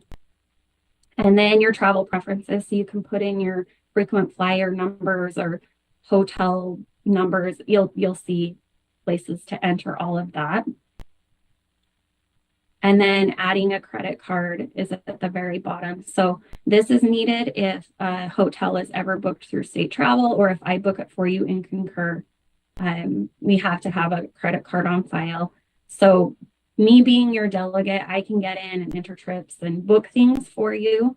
I won't be able to see that your credit card information. I will be able to see that there is one on file. So it is secure. But if it's something you're not comfortable with, we could always look into getting a P card and add a P card to it. So if that is something you're interested in, just reach out to me.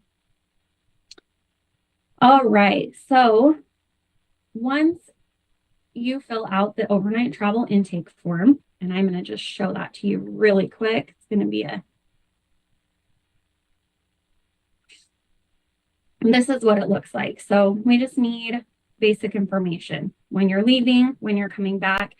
If you're not totally positive when we're going to fly you out or bring you back, just go off of dates of the agenda. Your name, the reason you're going. So if it's a conference or a meeting, just put the name of that. If you're coming, like our St. George board member, if you're just coming up here for a board meeting, you would just put board meeting. Is it on the master membership spreadsheet? You guys can just always click yes. Me and Sybil will look and make sure that portion's done. You don't need to look that up for us. City and state of travel. And then if you are going to a conference and you have the website handy, just copy it, paste it in there. It does make it helpful because I could go and find a ton of information and not have to be reaching out to you just to try to do all that hunting and gathering for you. And then how the trip is being funded. So there's USBE, third party, or both. If you have an email from the third party saying, hey, this is what we're paying for, it's all, it's all covered, click third party. If it's a little bit of both, put both. If you are unsure, just put USBE, and that way I can build the trip that if third party doesn't reimburse anything, you will be reimbursed. We just want to make sure that you're taken care of. And then how will you be traveling? So this is used for in-state and out-of-state. We're going to New Orleans, so we're flying. But if you were going in-state, there's these other options. Most likely, you'll just click personal vehicle. It will bring up a question asking who you're carpooling with. You can just put NA.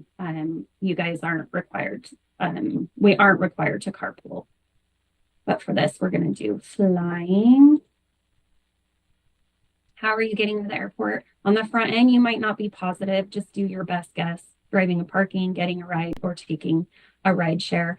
When you come back, I'll ask you the same question just so we make sure we have all the correct receipts. But I just need it to build the trip. Taking personal time. If you are taking personal time and you're going out of state, the only difference is we do ask that you get on your favorite airfare website.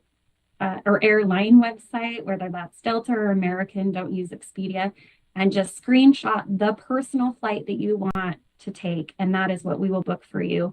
And before she books it, she will do a comparison to what the business flight would have cost, and if there is any difference, you would owe that difference.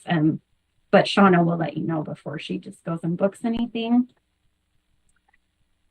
If you know of other employees or board members attending, it's just nice to have on there so that we try to get you all on the same flights and things like that. If you're not sure or don't want to think about it, just put NA.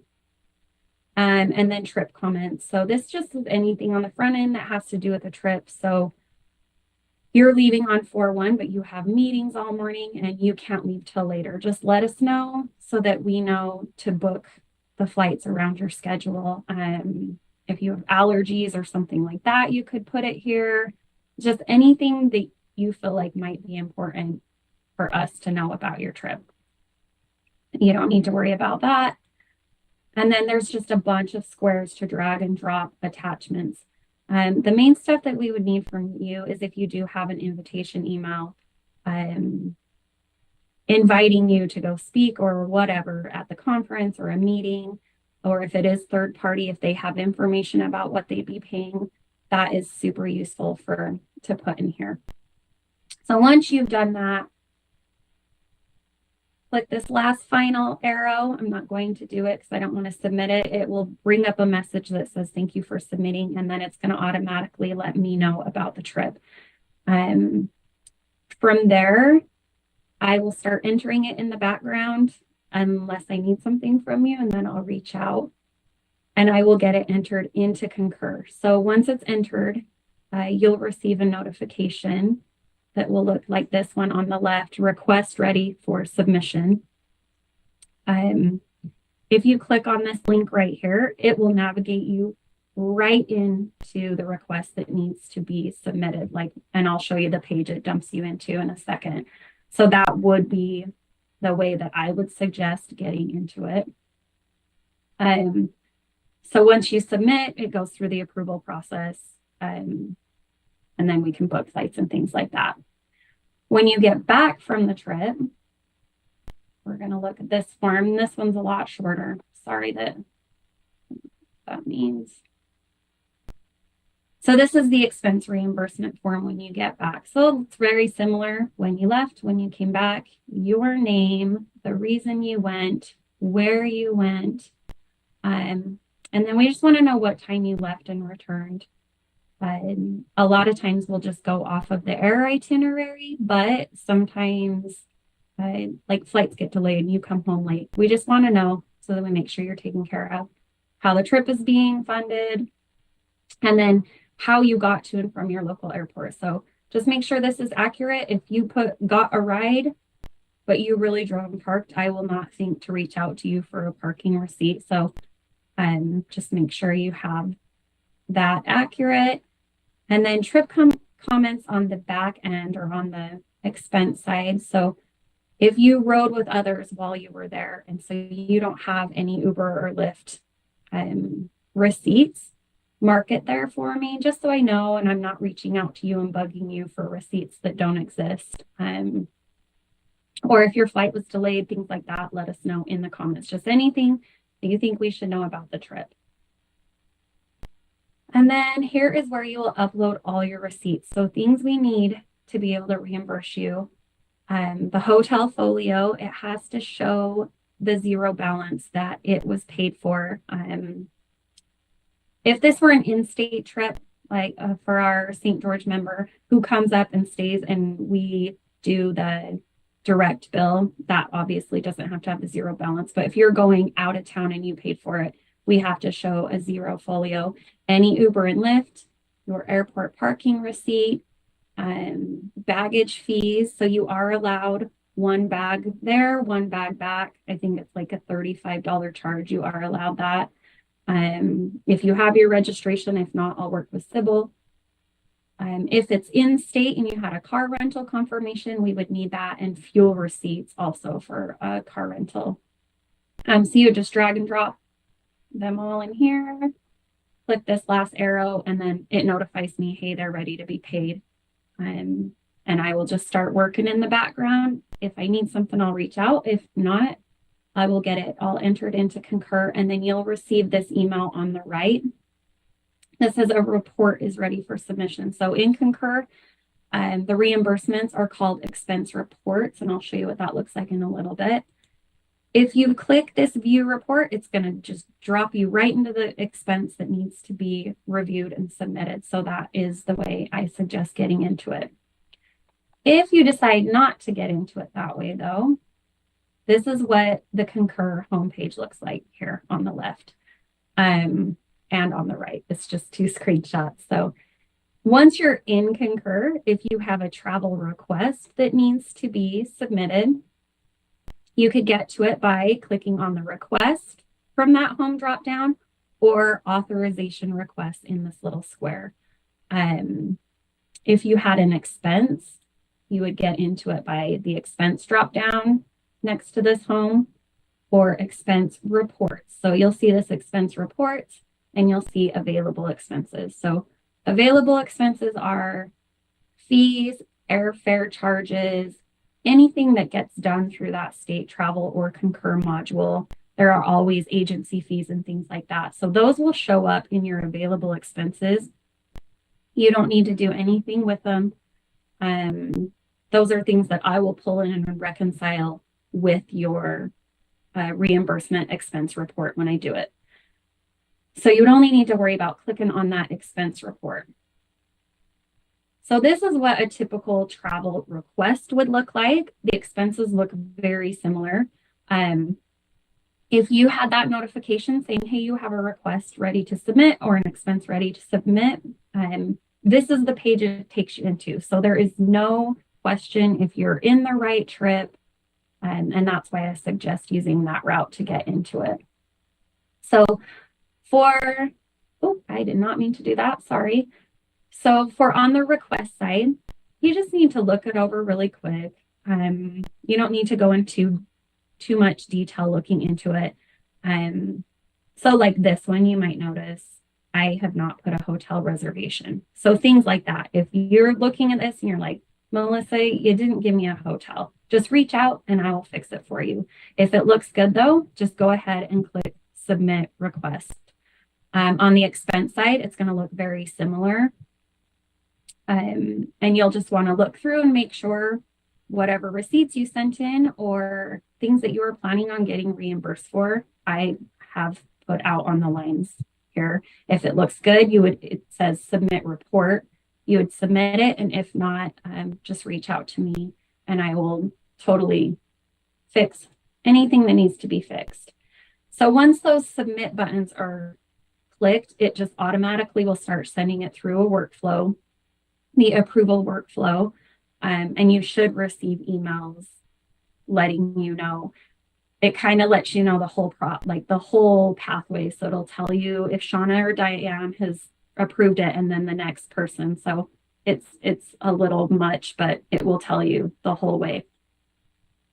This is kind of an old screenshot, but this same trip search is still in the new updated Concur. We do just ask you don't mess with it. So this is how I could book flights for you and rooms and things like that. And we just don't want anything to accidentally get booked. So we just ask that that does not get touched. And then these are just some helpful links. And we'll get you guys these slide decks. I'll have work with Sybil to get everything sent over to you. The only one I want to show you, and I'll send you the link directly to this. This is a travel page that we have made. It's just all things travel. This is where the links to those requests are for the overnight travel request intake form, the expense request intake form. I'll make this a little bit bigger. So you can get into them from here. You just have to save the site to your favorite browser. We do have policy in here, just some training documents. I'm sure you guys don't have a whole lot of time to dedicate to travel, but if you're curious and want to just come in and look through stuff, I will send you the link and get you access to all of this information. That is all I have for you today. So I do recommend when you have an actual trip, if you're like, what, I don't remember what she said to do, just reach out and I can do a quick one-on-one step-by-step training.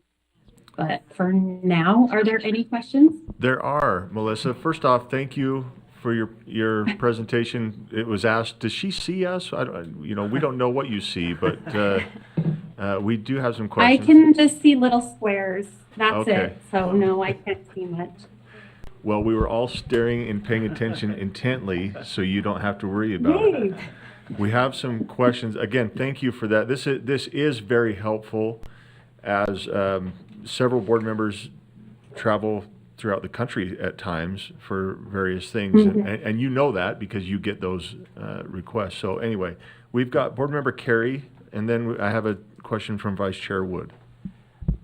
All right. Melissa, thank you so much. This is a simple question, but imagine that there's a board member who can't remember their login. Where would I could ask Sybil, I guess, but do we just reach out to you for that, or how does that work for Concur? So for Concur, the way it works is there's not a login. There's just that, and I'll find the page again. Go back. There's no login.